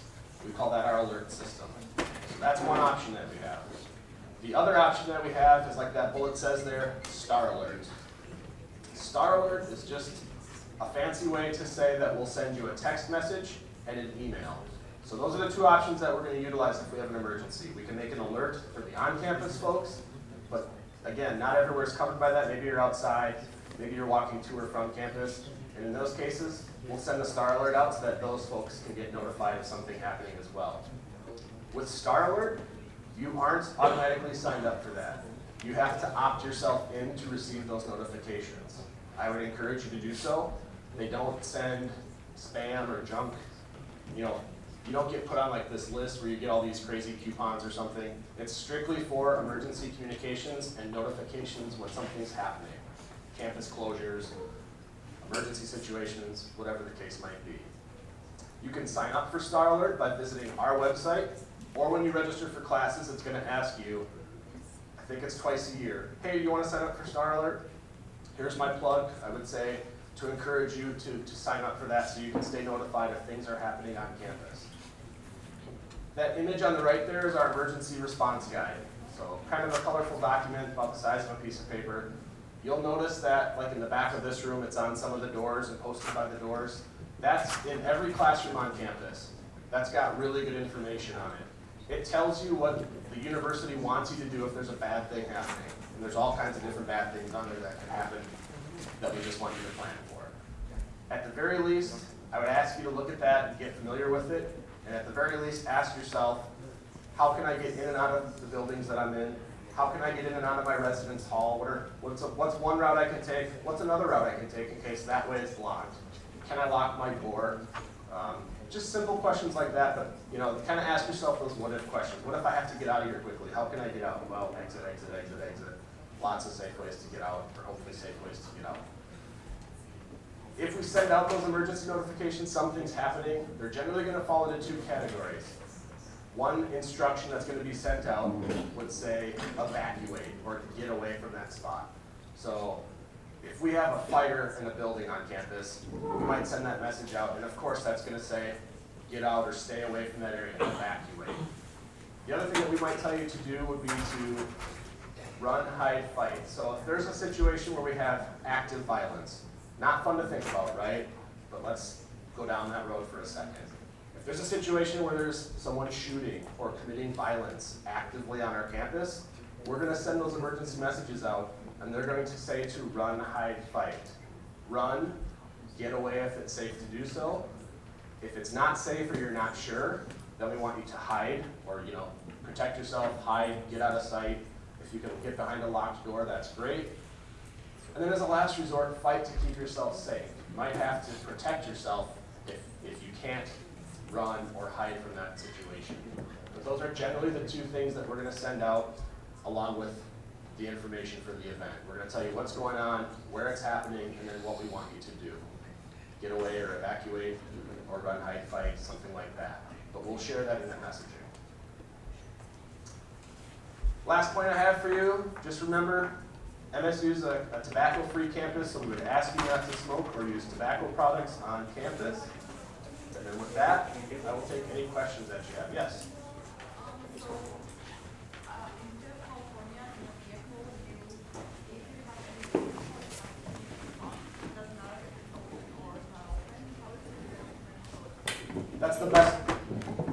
That's the best practice as well. You can't have an open container in your vehicle. So if you could,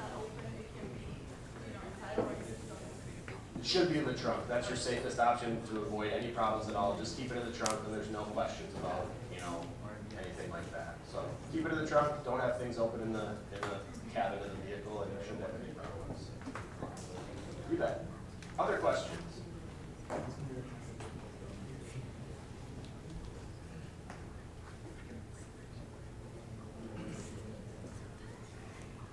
Is anybody nervous about guns in the U.S. or guns on campus or anything like that?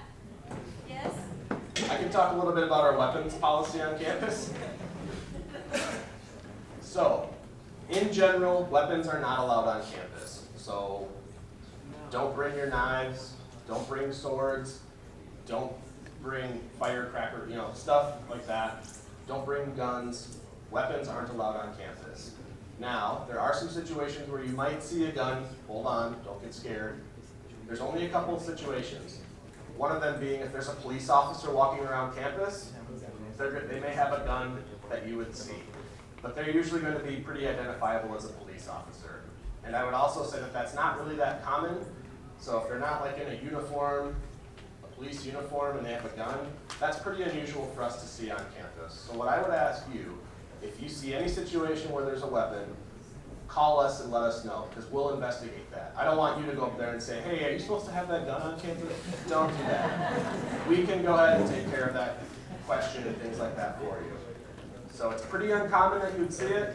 If you see it, let us know about it, and we can tell you if that's a situation where it's okay, or if we're not sure, we'll go investigate or look into that problem.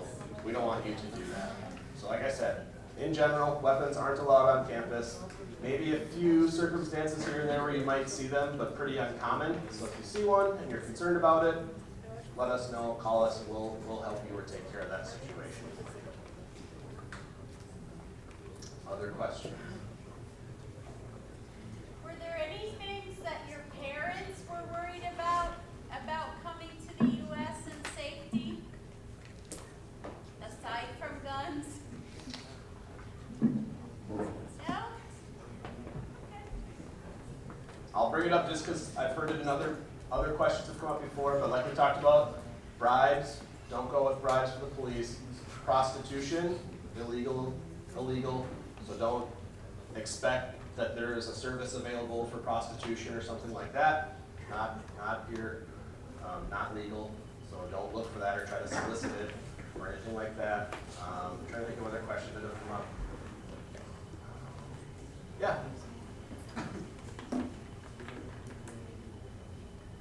All right. Other questions? Anything else? Yes.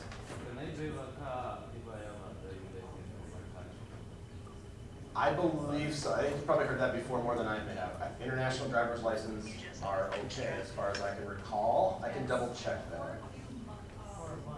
Yes, I think it's just a month, and then you'll have to switch your driver's license to a Minnesota driver's license. Is it the same one you have a driver's license? Yes, it is. I had to change mine. Because they wanted to have the current address. Right?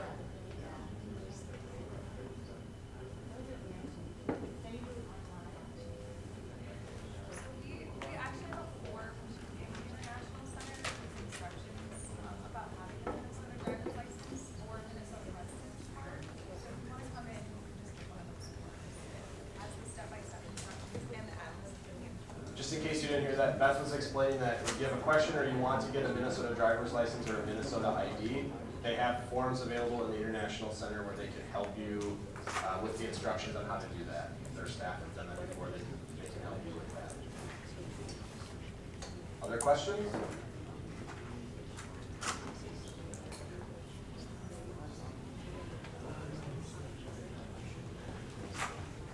All right, thanks all. Like I said, if you have any questions ever, reach out to me, reach out to our security office, ask your staff. That's no problem at all. We want to help you. Thank you.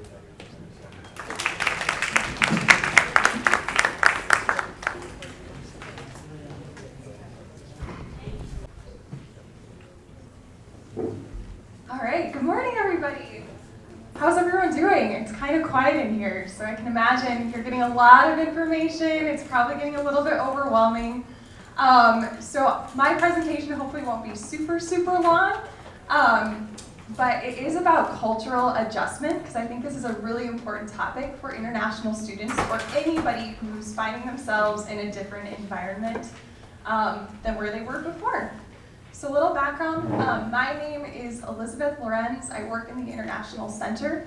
And so if you have any questions at all, feel free to reach out to me or anybody in the International Center staff. I know you've heard that a lot, so we are there to help you. So please come by our office. So yeah, this cultural adjustment presentation, it was adapted by Dan Fischel from the Columbia Business School in New York. So there's a really great presentation that he gives, so I'm kind of adapting that for this audience. So yeah, we'll go ahead and get started. Looks like it works.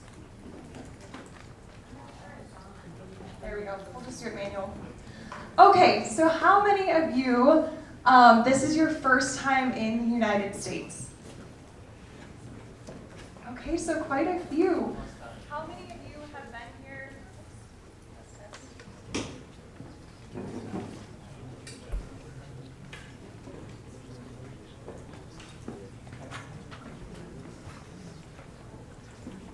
Test. There we go.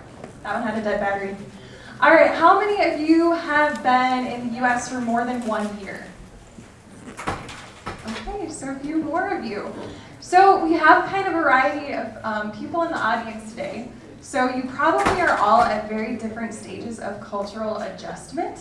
For those of you who just entered the US, you might be in what we call phase 1, which is the honeymoon stage. You're here, you just got to the US, you're super excited to start classes, you're excited to make friends, everything's new, it's just a fun adventure. You probably have kind of a tourist mindset. You're willing to try new things. You don't think you'll have any problems getting adjusted. Everything is just going great. And you're super excited to learn about America and American culture. And this might be you, just really pumped about the US and so excited about everything. How many of you are feeling that way? Just really excited to be here and get going. Yeah, absolutely. This is a great time. It's fun to learn about a new culture and a new environment. Some of you, however, if you've been here for a longer period of time, or maybe you've even just been here a couple days, you might actually be finding yourself in a state of shock. You might be, everything might feel very surreal right now, and you're like, where am I? I don't understand what's going on. I know that I'm here, and I know what I have to do tomorrow, but I just feel totally out of my environment. I feel very uncomfortable or maybe insecure, and you're just finding yourself in this state of shock. Usually we call that culture shock, where you're like a fish out of water. You're in this new place for the first time. You're adapting to speaking English and reading English all day long, which can give you a headache or maybe even some migraines, and you're just totally overwhelmed. That's very normal too. And oftentimes that's called the phase 2 of cultural adjustment. You've kind of moved on from this honeymoon stage where everything's new and exciting and adventurous, and now you're realizing the differences between your home and your culture and the US culture. How many of you think you might be in this second stage of shock? A couple of you? Yeah. I don't blame you. So a few symptoms of culture shock. You might be feeling very overwhelmed. maybe a sense of loneliness. You could be stressed and anxious about starting classes or maybe meeting new friends. Some of you might not have met your new roommates yet. That can be a source of anxiety, just coming and starting in a new campus and then having a new roommate that you've never met before. You might have trouble communicating, which leads to you feeling misunderstood. Because English might be your second language, maybe you don't feel that you have the ability to say what you really want to say, communicate how you want to communicate. And so you might feel misunderstood by your peers, by the International Center's staff. So that can contribute to a lot of the culture shock symptoms. And then if you're in that state of culture shock, this can often lead to feeling like an outsider. You don't feel like you're included in the community here on campus. You might start to feel homesick and think, what have I done? Why am I here in the US? This is so scary, I can't handle this. You may even start to feel frustration towards American culture. You're like, America is supposed to be like what I see on TV, and it's definitely not what I've seen in the movies. It's a very different place, not what I was expecting at all. And this could lead you to just wanting to find people from your own culture or your own country. People who speak your language, people who cook the same food that you cook, people who maybe look like you. So you might be drawn to stick with just one group and isolate yourself from getting involved with people outside of your own culture. So you may have that sense of, what have I done? Why am I here? Has anybody been feeling that yet? A couple of you? Thanks for being honest, you guys. And some things might really start to stand out to you as you're in this phase of culture shock. If you've gone to the grocery store yet, especially Walmart, has anybody gone to Walmart yet to do some shopping? You probably got this sense of feeling overwhelmed when you went to Walmart. You go into the grocery aisle and the cereal aisle, and there's 100 different types of cereal or 100 different types of bread. And it's so overwhelming to figure out what to eat, what to cook. The food in the grocery store might not be the same as what you're used to shopping for back home. And so that can be a source of some culture shock as well. If anybody is using cash in the US, the coins, you're like, what is up with American money? The coins don't make sense. There's no numbers on them. The dime is worth 10 cents, but it's smaller than a nickel that's worth 5 cents. American money just does not make sense. Or maybe even the measurements here. Is it centimeters? Is it inches? What's a foot? What's a yard versus a meter? All these things are so crazy. America has the weird backwards date system. I don't know what day my classes start because it's backwards from what I'm used to writing on the calendar.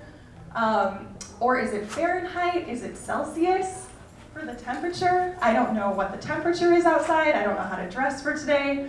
All of these things could be contributing to your sense of culture shock as well. And then on top of it, as you start to meet Americans and get into your American classes, you may also continue to feel a sense of culture shock. And so I put together a couple of key phrases here that you might oftentimes hear Americans say. And so oftentimes what Americans say, you kind of have to translate to what it actually means. So we'll play a little bit of a test here. So if an American or person comes up to you or passes you in the hallway, they might stop and say, "Hi, how are you doing?" What does that actually mean? Just hi, exactly. They'll ask you, "How are you doing?" But it's just a greeting.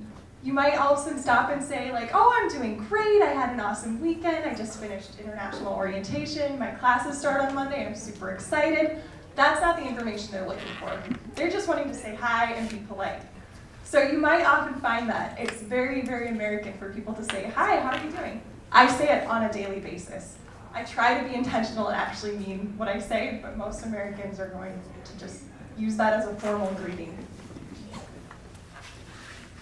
So yes, it just means hello. If somebody says "great" on the American, from an American, they're like, "Great, that sounds awesome, let's do it." What do you think that actually means? Americans tend to over-exaggerate a lot. So usually it just means, it's fine. Like, oh, I went and saw this movie this weekend. It was great. It was probably just fine. If an American says, oh, it's not so bad, what do you think that actually means? It is bad. Exactly. Or you will probably have it. So you're going to go to your classes, you'll meet some American students, probably exchange phone numbers, and they'll say, hey, let's get together, let's have lunch sometime, or have coffee sometime. What do you think that actually means? So usually, this is notoriously American and also very Minnesotan. People tend to be very polite, and usually they genuinely mean that they want to have lunch and want to have coffee, but probably won't follow through. This is very much stereotyping, so you have to, if you actually want to get to know an American, sometimes it's better if you invite them out for coffee and then hold them responsible to it. Set a date and set a time to make that happen. Because this is something that will happen all the time. People will say, let's have lunch sometime, and then you'll never hear from them. So don't be offended if that happens. It happens between Americans all the time. People just tend to not follow through because they want to be polite and make you feel welcomed. And they genuinely mean it, but they don't follow through on what they say. So that's something to watch out for. Has anybody experienced this who's been in the US for a while? Yep. All the time? Yes. A lot of time. Yep. So really, those are surface level things that are on the surface for American culture. There's a lot of underlying things that you'll find with the American culture. I don't know if anyone's seen this depiction of the cultural iceberg, but oftentimes you'll see these superficial things that are above the surface that make up American culture, or even your own culture, such as what Americans say, how they greet each other. I know it's really hard to read on here, but there's a lot of underlying things about American culture as well as your own culture, too. And that's what makes it so difficult sometimes to adjust to this new culture. But really, Americans, at the end of the day, it really is all cultural. It's just part of the vocabulary to say to somebody, how are you doing today? Or let's have lunch sometime. It's just the culture that we find ourselves in. It's not necessarily good, it's not necessarily bad, but that's where we're at. So for those of you who are in phase 1, at some point you will probably end up hitting phase 2 of that culture shock, where you are just asking yourself, why am I here? Why did I come to the US? But the ultimate goal is to get to stages 3 and 4, which is recovery and adjustment. So you might be coming out of culture shock at some point. You're like, okay, I loved America. I was super excited to start my classes. Then I hit this sense of culture shock, and it lasted for a really long time. I didn't know why I was here.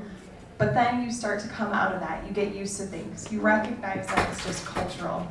And you start to see the differences between your own culture and the US culture. And suddenly things might start to make sense, that it is just cultural. And so you can slowly move from recovery to adjustment, where you can be present in American culture, but still hold the identity of your own culture and be comfortable with who you are as an international student in the United States. If you travel home, let's say you're here for the fall and the spring semester and you travel home next summer, you might actually find yourself in a state of reverse culture shock, where you go home and you realize, oh my goodness, I see all these new things in my own culture that I never recognized before. Because now you've had the experience to compare and contrast American culture with your own culture. So you might even find yourself in a state of culture shock when you go back home to visit. So if you're finding yourself in the state of culture shock and the wave of cultural adjustment, it's okay. Just recognize that culture shock is totally normal. Everybody goes through this at different times and different phases. You might even experience culture shock several times while you're a student here at MSU. It's not a bad thing. It's a chance for you to grow stronger as a person. You're already here. You probably recognized that coming to the US as an international student takes a lot of courage to get away from your family and move away from your friends thousands and thousands of miles. It really does take a lot of courage for you to come. So already you guys are adventurous. Some of you might not be experiencing culture shock at the same stages as some of your friends. Some people might be in the honeymoon stage and super excited for the entire fall semester, and they'll just love being in the US. Some of you might already have been in the US for a week and be in the state of culture shock. So it's totally normal to experience those at different times and phases. So when you get stuck here and you're stuck in culture shock and you're not really sure what to do or why you're here, just remember what your goals are. Remember what motivated you to come to the US and to come to Minnesota State in the first place. Think about your academic goals, your professional goals. Remember what you want to do after you graduate with your degree. So keep your goals close by you. Write them down in a journal. Put them on a list at your desk if you need to, just as a reminder of why you are here and what you are doing. Talk about your challenges that you're having with friends, academic advisors, the International Center staff. There's a lot of resources on campus to help you. So if you're experiencing culture shock or just don't know where to go or what to do, reach out to somebody, let us know. Even if you just need to process with somebody and you're not necessarily looking for answers, sometimes it just helps to talk about it or to laugh about it and share those experiences with other people. It's really important too that you get involved on campus. Get involved in a student club or an organization. We have over 230 student organizations on campus. And if there's not an organization that you're interested in and you want to start your own organization, you have that opportunity as well. So you would just have to get 5 people who are interested in starting a club, and you can go ahead and make your own student club and organization. So I would encourage you to get involved on campus. I know we'll have some sessions, I think, following me, talking about campus involvement, student clubs, and then today at 1 o'clock, there's a resource fair as well for students to learn about different campus departments and student clubs that you can get involved in. There will also be a chance to sign up for the Friendship Family Program. This is a chance for you to get involved with an American family, or at least an American friend, who will kind of be a host, in a sense, for you throughout the fall semester. So we'll have opportunities and presentations for you to be able to sign up for this Friendship Family Program if you're interested in that.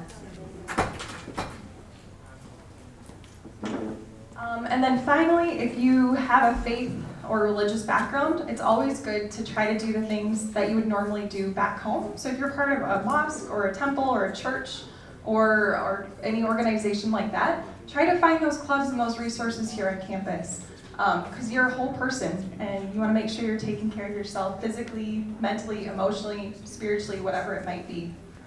So maintain those values while you're here as well. And then if you're really struggling with culture shock and cultural adjustment, there's also the counseling center that's here on campus. They presented to you yesterday afternoon. They offer 10 free counseling services or sessions throughout the semester. So you can just go and schedule an appointment, meet with a counselor. It's completely private and anonymous, so nobody has to know that you're going there. There's no shame in going there. So feel free to use that resource that you have to you. And then finally, just remember you are not alone in this. If you look around this entire room and you saw how full it was yesterday, we've checked in around 315 students so far. You guys are all going through this together. So reach out to each other, help each other out. You guys can be peers and mentors to each other. Talk about your struggles as you're going through cultural adjustment. So that is all I have for today. If anybody has questions, I would be happy to take those. Or if anybody has an experience of something interesting that they have seen in the United States that's made them feel a sense of culture shock, you can share that too.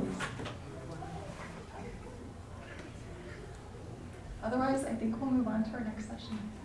Thank you guys.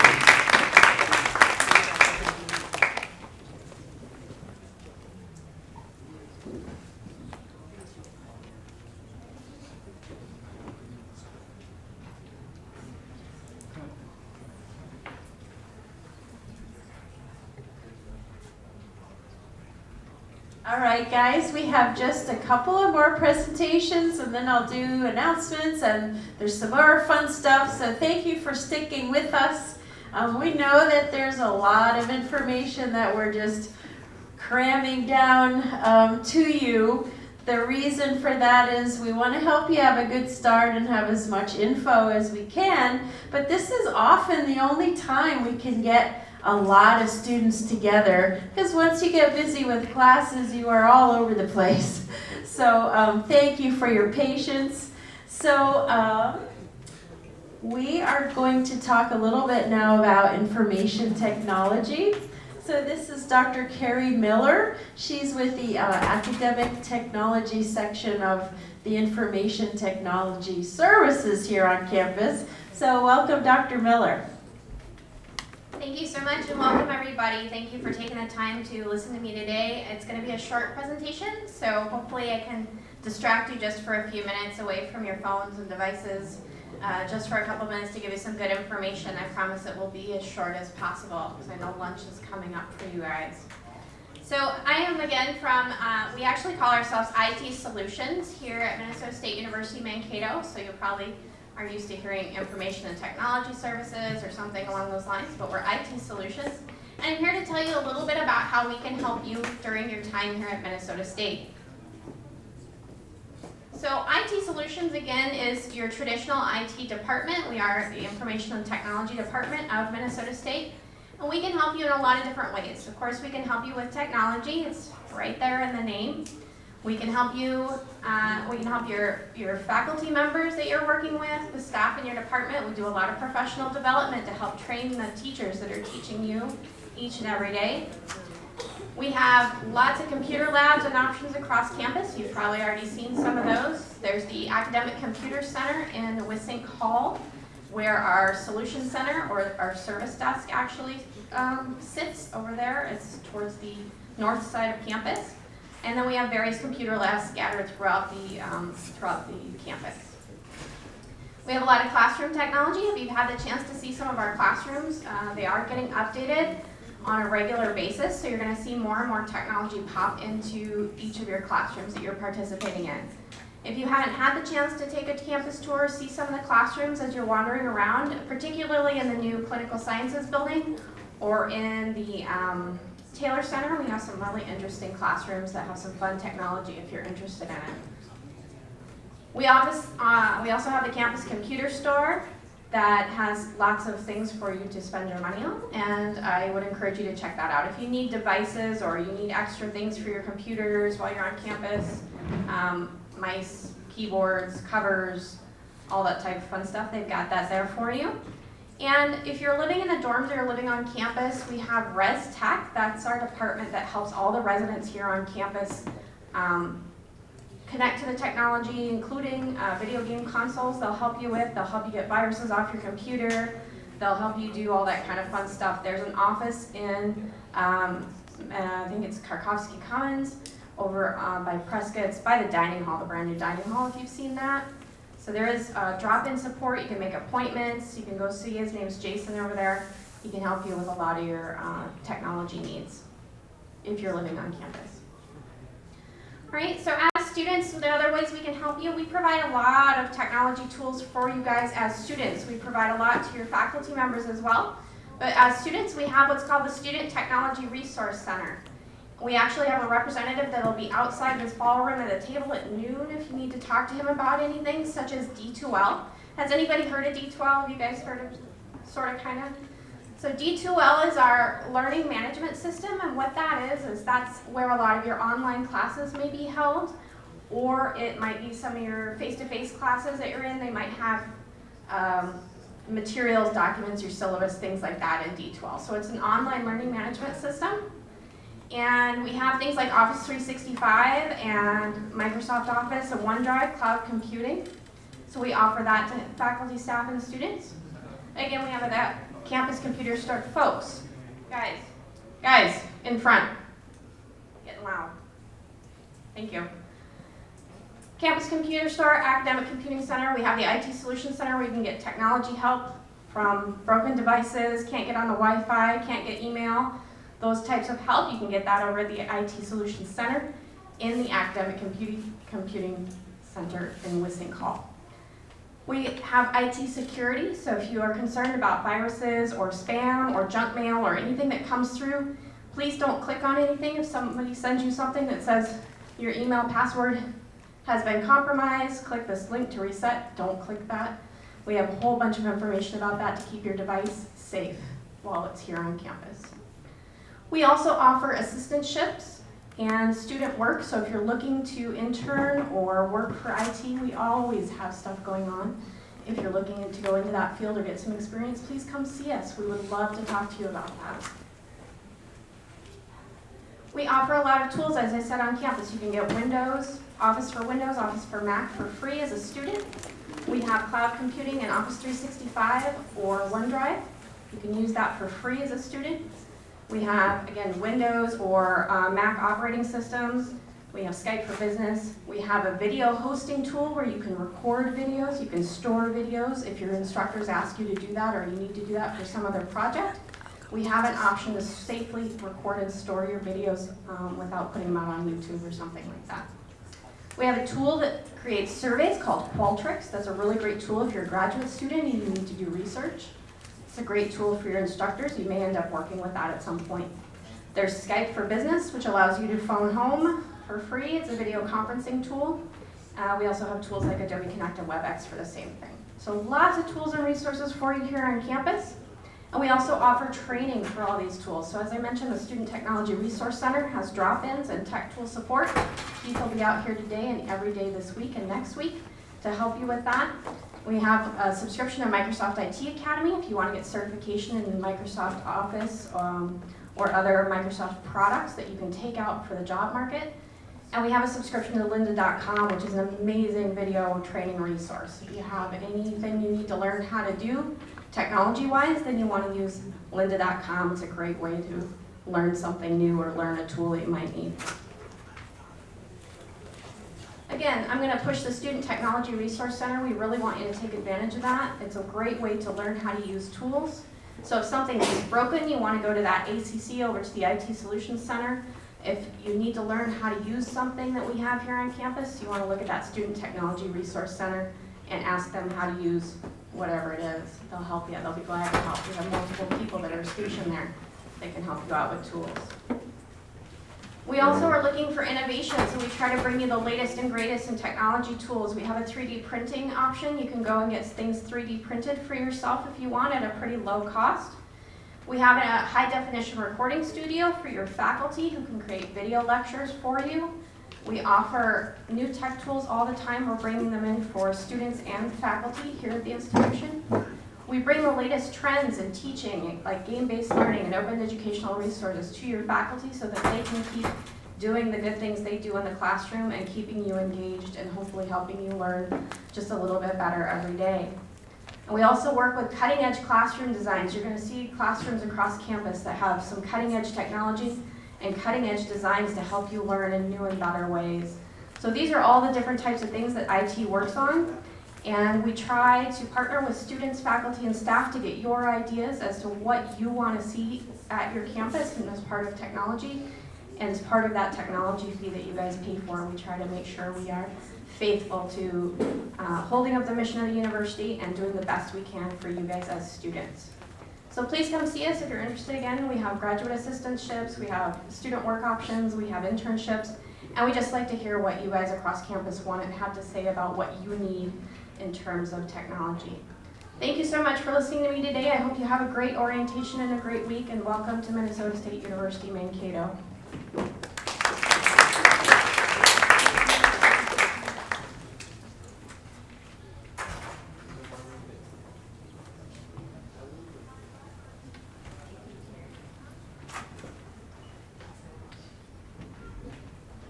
Okay, guys, so the last few things are going to be about getting involved on campus and making friends and seeing how you can, get involved. So, Neil, I see you back there. So Neil is one of our international students, and he's going to talk a bit about getting involved on campus. And then Avishek and maybe Dominic and Nemo are going to come talk about the International Student Association. Then I'll make some announcements, and a professor is supposed to come and tell you about connecting in her classroom. And then we're also going to finally have Lenny Kupal, who's going to tell you about all the fun activities going on this weekend for you. And then we're going to go to lunch, free lunch. So, Neil, if you'd like to take it away, I need to work out something on the computer, so welcome, Neil. Hi, thank you. Hi, everybody. Good morning, good afternoon. Assalamu alaikum, konnichiwa. My name is Neil. I am from Hong Kong. I was born in India, but I've lived in Hong Kong my whole life. So I'm just going to talk about my experience over here at MSU Mankato. First off, welcome to US, welcome to Mankato. I'm sure everybody's overwhelmed and stuff, but just know it gets a lot easier over time. So I'm just going to talk about the different experiences that I've had on campus, different jobs, and how it's helped me. So I've worked at campus security for about 2 years now, and that has opened up a lot of opportunities for me because I have met people, I have got a lot of experience. It's kind of given me a lot of opportunities for internships and things like that. It's helped me in my personal development, and it's given me a lot of opportunities to make friends as well. I'm currently living with actually 5 of my friends from campus security for the next 2 weeks. If I didn't have them, I probably wouldn't have a place to live right now till my lease starts. So. Another thing that I did was, for people that live in the residence halls, you are going to see that there is a student on each floor that is basically in charge of the floor, and what they do is they'll basically put on events, and they'll make sure that everybody's okay and doing okay in classes. They'll give you resources that you can go to and things like that. So I got involved with that. I made a lot of friends through that as well, and a lot more experience. And even just living in the dorms, what I did was I just stayed out of my room most of the day and just got to meet new people. I got to meet people from all over the world. Not just from US, not just from my own country, but from other places as well. And I feel like if I hadn't had that opportunity, if I didn't take that leap of faith and gone out of my comfort zone, my experience here wouldn't have been as good. So my experience, another thing I wanted to say really quickly was a lot of times, a lot of people from the US want to get to know international students because a lot of times they may not know your culture, they may not know the things that are good in your country and things that anything about your country for that matter. A lot of my friends didn't know much about Hong Kong, and this summer I went back for 2 weeks, and in fact 2 of my friends actually came with me, so I had that experience as well. So, go speak to people, speak to whoever you see around campus, and, go out of your comfort zone, get to know as many people as you can, because you don't know when it's going to come and help you out as well. I'm not sure if people from the international office have already talked about the cultural contribution hours yet, but if they haven't talked about it, they will very soon, and basically that brings down your tuition bill. And through my experiences and through getting involved with different campus organizations, I was able to find a lot more volunteer hours because people needed help, and then I got other international students volunteer hours as well. So yeah, just go out of your comfort zone, meet as many people as you can, get involved, whether it is through work, whether it is through a recognized student government or an RSO or anything like that. Get involved, get out of that bubble that you have right now. It's a huge leap of faith. It's kind of hard initially, but that doesn't mean that you shouldn't do it. Because I'll tell you right now, your experience will get a lot better. So thank you. If you do see me around campus, come say hi. I'd definitely like to get to know you guys. But yeah, enjoy the rest of the orientation.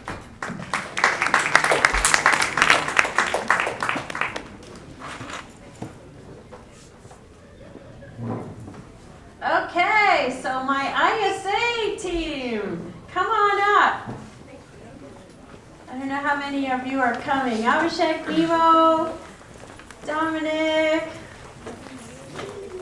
Nacho, and everybody else. Come on up. So the International Student Association is one of the clubs on campus. It's made up of a variety of international students on campus. And so welcome President Abhishek.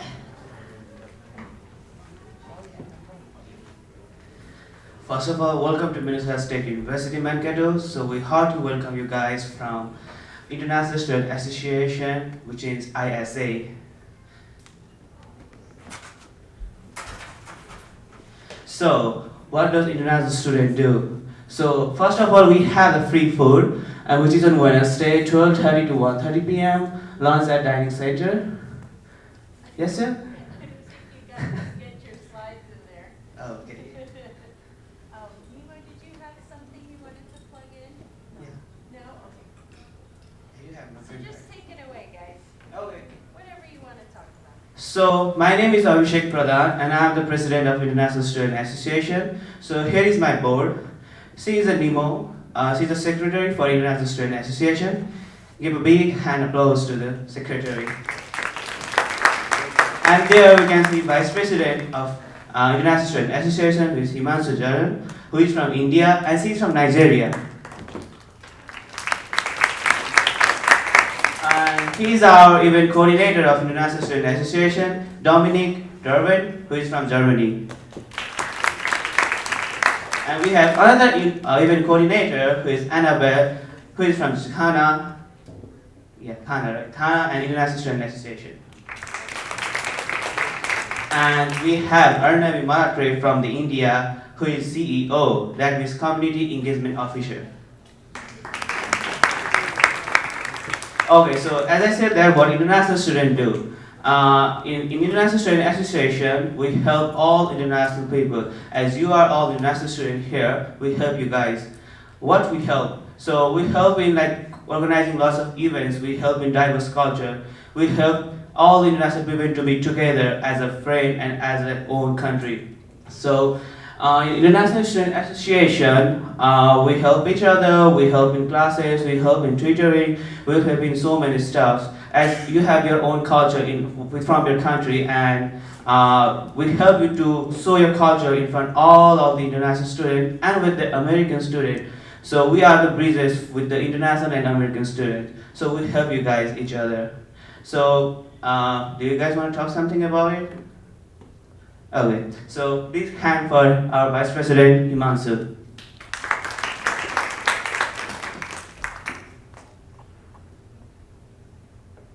Hello everybody, welcome to Minnesota State University. We are very glad to have you here right now. And like Stephanie said, we have over 1,400 students this year, 1,400 internships. 13 and a half. So congratulations to all of you who is here. So basically what I want to let you know is about the ISA meetings that you can get involved in, which are usually on Thursday at 6 o'clock. So you can come there, give your views to us, what we can have, and give your ideas for the other events that are going to come up this year. So that would be very well helpful for us, okay? Thank you so much. That's all I want to talk about. Thank you. Hi, my name is Nemo. Some people call me Ife, so you can call me that one. Okay, so we have some social media you could join. We have Snapchat, Instagram, and Facebook. Actually, we add a PowerPoint wanted to show you guys, but I don't know, it's not working right now. So I'm gonna pass the paper around, and you put your name and your email. Then I send you all the information you need. So thank you, and welcome to Minnesota State University. Yeah, I think that's it. Thank you.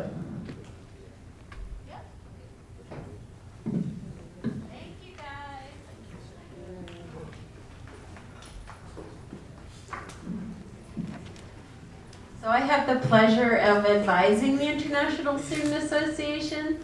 Very enthusiastic new team, and I'm very excited to be able to work with you guys this semester or year. Okay, so I'm going to go real fast through just announcements, and then we're gonna have 2 more speakers, I think. They're not here yet. So free food. How many people like free food? Yeah. So after this today, we're gonna take you to the dining center. We're gonna give you a meal ticket. So how it's gonna work is the peer mentors will help you get to the dining center, unless you already know how to get there. And it's on your green map that you got as well. So what will happen is you'll just wait at a table, they'll check you in and give you a meal ticket, okay? And then tomorrow night there's a dinner at the dining center as well, and you can also get a meal ticket for that. You'll just check in the same way at the dining center and get your meal ticket. And then Friday there's a really cool thing to welcome all the new all of the new MSU students at the university. It's a backyard bash, and so there will be like food outside, and it'll just be a really fun atmosphere. You'll also be with domestic students, American students. So we want you to come to that. You can also have a free meal ticket for that as well, and the tickets will again be at the location where the bash is going to be. So we'll tell you more about how to get there with the peer mentors. I wanted to remind you that super important course registration is tomorrow. How many of you are looking forward to finally figuring out your schedule? Yes, so we have it divided. So transfer, Gulf transfer, and exchange students, if you want to make changes to your schedule, exchange students.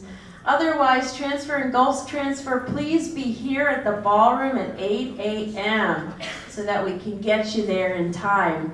The student relations coordinators or your academic advisors are going to be at different places around the campus. So we want to help you to get there on time to be able to meet with them, okay? So you guys go at 8, just wait outside the ballroom. Then at 12:30, undergraduate students who are first-time students, you've never studied at a university before, you guys are going to wait outside the ballroom at 12:30, okay? So we will get you taken care of. You'll get your 12 credit hours if you're undergrad, or 9 credits. Graduate students should have already been able to work with your academic department to sign up for classes. And again, you guys need 9 credit hours at least, and undergrads at least 12 credit hours. So, are you all clear on when to show up? Yes, no, you're all asleep now, sorry. Make sure that you pay for your health insurance before you go to course registration, because otherwise you won't be allowed to register. Okay, that's super important. So if you don't know how to get to the cashier's office, if you haven't paid yet, just ask one of the peer mentors, they'll take you there, okay, today. Or tomorrow morning, depending on your time. So Friday is orientation check out. So just like you checked into orientation, you need to check out. So bring your green piece of paper that you got when you checked in, and we'll take you through various steps. You can come anytime between 10 a.m. and 4 p.m.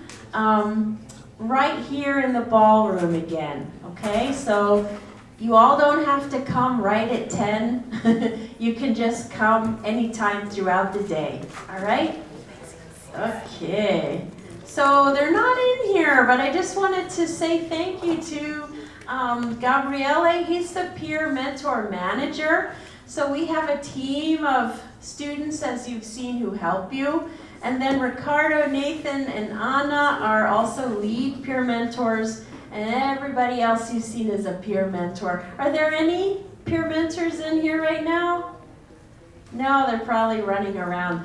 Oh, thanks, Yvonne. Yay, Yvonne. On behalf of all of the peer mentors, thank you, Yvonne, for all of your help.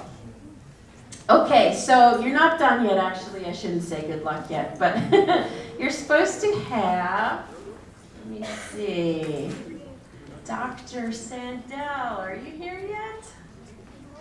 No, I don't think so. Okay. there is going to be another gentleman coming at 12. Maybe we can just wait just a few more minutes because we're actually running early. So if you need to use the restroom or anything or get some more coffee, feel free, but please come back in like 10 minutes and then we're really going to be done, okay? Promise? Thank you for sticking with us that long. Thank you. That you understand that you are a big part of some of the things that will be going on during Welcome Week. My name is Lenny Kopel. I work here in the CSU. Welcome to all of you. It's great to see new faces, particularly from our international community. And we look forward to, the CSU looks forward to working with you throughout the course of the year. We'll be working very closely with the International Center for the International Festival that will be going on in April. We hope to see all of you throughout the course of the year and hope to get to know many of your faces throughout as you settle into your new surroundings here at Minnesota State Mankato. Again, I'm here to talk to you about these next 3-4 days that are very important and we welcome you to be part of it. I think a lot of times our international students feel like you're so busy during the course of the week that we have Welcome Week and you don't feel like you're somehow connected with that. Please understand that all the activities that will be going on starting tomorrow and going through Sunday are geared for you, all new students coming onto campus. What we'll be celebrating is Welcome Week. These are 4 days that it's exclusively for our new students on campus. International students, transfer students, new students, all new students that are coming in will be part of the activities. And there's all kinds of fun, all kinds of free food, all kinds of entertainment. And we want you to all understand that this is part of helping you get used to being part of our campus community. These, you have the flyers, and I'm not sure if you got them in your packets, but we wanted to make sure that you did see these. There's about 70 different events that will be going on in the next few days. And it's going to start out tomorrow. A lot of the students living in the res halls will be arriving with their parents. And I'm amazed when you guys are here saying goodbye to your family, coming here to be on campus. I have a student that's from Venezuela. He was here, there he is. Alex, give a wave back there. Alex is dealing with his family having earthquakes in Venezuela right now. I can't imagine what you guys go through, but we do want you to feel part of our family here, and that's part of what Welcome Week is meant to do. Now we're going to be talking a little bit about the students moving in. That's going to be happening. But the big thing that's going to be going on in the afternoon, there's going to be a free farmers market. If you're living in a res hall or living in an apartment, you need some free food. There's going to be garden items that are going to be over, and it's going to be, you can see the directions inside. You can go get fresh vegetables, and it's done through our campus kitchen. We also have Club Maverick, which will be going on. Well, actually, there's going to be a family dinner that's going to be open to all of you. If you're on the meal plan, be sure to bring your MAV card. That's going to be happening in the dining center. So that'll be kind of your first meal as part of your meal plan. But on Thursday night, tomorrow night, this place gets converted into a club. There's going to be all kinds of lights. We're going to have a DJ. Most of the time you get these wands that are LED lit wands that you can bring in. And it's just real high energy, a chance to socialize, get to know a lot of people on campus. Then we're going to have, like, if you're, we're going to have soccer and kickball under the lights if you want to go play. Well, that's coming through our campus rec. They'll be doing some of that on Thursday night. We'll have a movie going on. Ocean's 8 is going to be showing through our Stomper Cinema. Downstairs in Ostrander, if they haven't told you, almost a weekly basis they have movies, free movies for students. There's going to be Ocean's 8, Solo is going to be there, Jurassic Park's going to be on their agenda for this fall. So be sure to go take in some of the Stomper Cinema, but that will be happening during going on Thursday. We'll be doing karaoke downstairs in the bullpen. All the bullpen activities throughout the weekend are free. Bowling is free. Billiards is free. Gaming is free. So be sure to go down into our game room down the stairs and take part in some of that. We'll have some like other activities going on Friday. Now you should all have in your packets the new student rally that's happening at 10:30 on Friday morning. Please, Mark, be sure to participate in this. This is a huge new tradition that the university is doing, in which new students will walk through our arch that's over by our big bell tower that you see out on campus. We'll walk through, you'll walk underneath the archway. That's a new tradition that says, I'm the newest maverick on campus. And when you graduate, you'll do the opposite thing. You'll walk out from underneath that archway. And that's going to be a new tradition that signifies you as a maverick and your career, your future career as a maverick alum. So that'll be happening. That's the huge thing that's happening on Friday. But Friday is just loaded with all kinds of activities. I know you guys are going to be wrapping up orientation, but please try to get involved in some of these things. Like I said, there's going to be a backyard bash right after that. Hopefully the weather is threatening to be rain, but if not, it'll be outside. Again, free food, chance to get to know all students, new students on campus. Choose-a-Palooza is a thing that I'm hoping you'll be able to have some time to be able to participate in that. That's essentially you go around to the various offices. In the flyer you'll see on, I think it's on the back page maybe, has all of the different sites where you can go for Choose-a-Palooza. And those you go to these places and they'll give you little tickets, and then you go back down into the Hearth Lounge, which is where the fireplace is in the CSU, and you take your little tickets, and there's all kinds of different baskets that you can once you visit all these offices, you collect them, put your name on the tickets and put them in these baskets, and then you can be drawn for various prizes that are available that you can win. The CSU, my office, you come to my office and you get one of these you put together this little wooden plane, and you put your name on the plane, and right after Choose-a-Palooza, you launch this plane off the top of the Hearth Lounge at a small target. We're going to be giving away a GoPro 6. It's going to be the top prize that the CSU is giving. There's going to be a $300 cash prize that's coming from fund.com. There's going to be other prizes that are from our different partners here in the CSU. So this is a great chance to come again and get a plane from our office right over here at 220, put your name on it and launch it. And hopefully you'll walk away with a cool prize. So, but we have, then there's all kinds of things. One of the things that it says here says, can I kiss you? We actually have a program then Friday evening that's called Sex Discussed Here is the name of the topic this year. It's about adult sex education. And this is about helping you understand some of your new responsibilities, new roles as a college student in a college environment as young adults.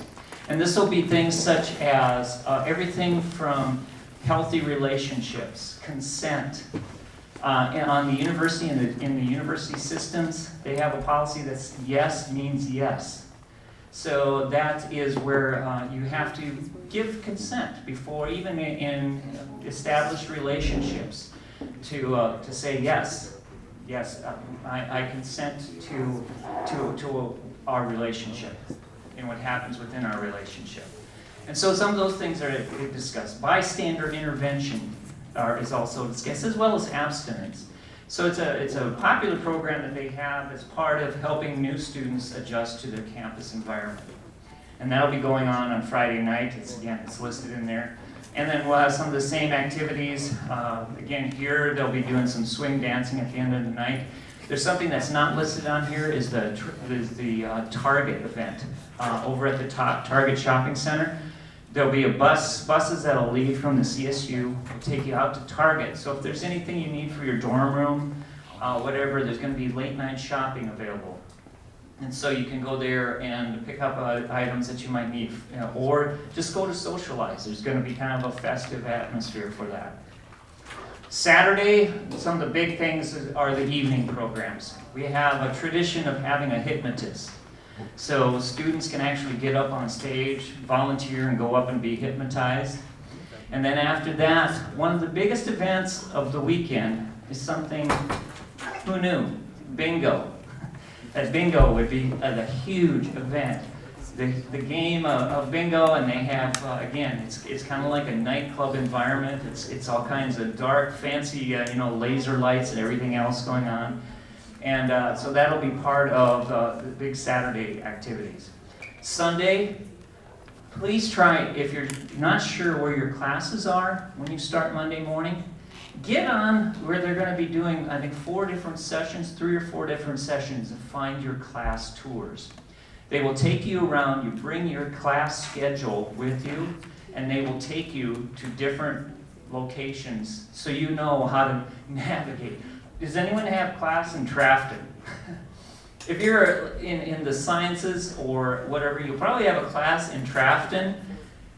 Wow, good luck. I worked here for 8 years, I still get lost in that building. It is the biggest maze of going around in circles. Every room looks the same for me. So again, if nothing else, it'll help you navigate through Trafton.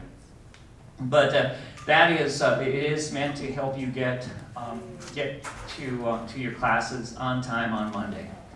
Last, we'll wrap up the weekend again, but this time we're moving from the Ostrander. Hopefully, if weather cooperates, it'll be an outdoor movie, and we'll be showing Ocean 11. It's our Ocean date, so if you want to wait to see the movie then, you can go sit out on the green and watch an outdoor movie to wrap up your weekend. So please know that you are part of all of this. I have to admit that sometimes I see international students not partaking of Welcome Week. Don't feel that way. Please get out. Feel like this is part of your social stepping into your campus, your college career, and get to know people, make friends. That's all it is. It's about making friends, building relationships.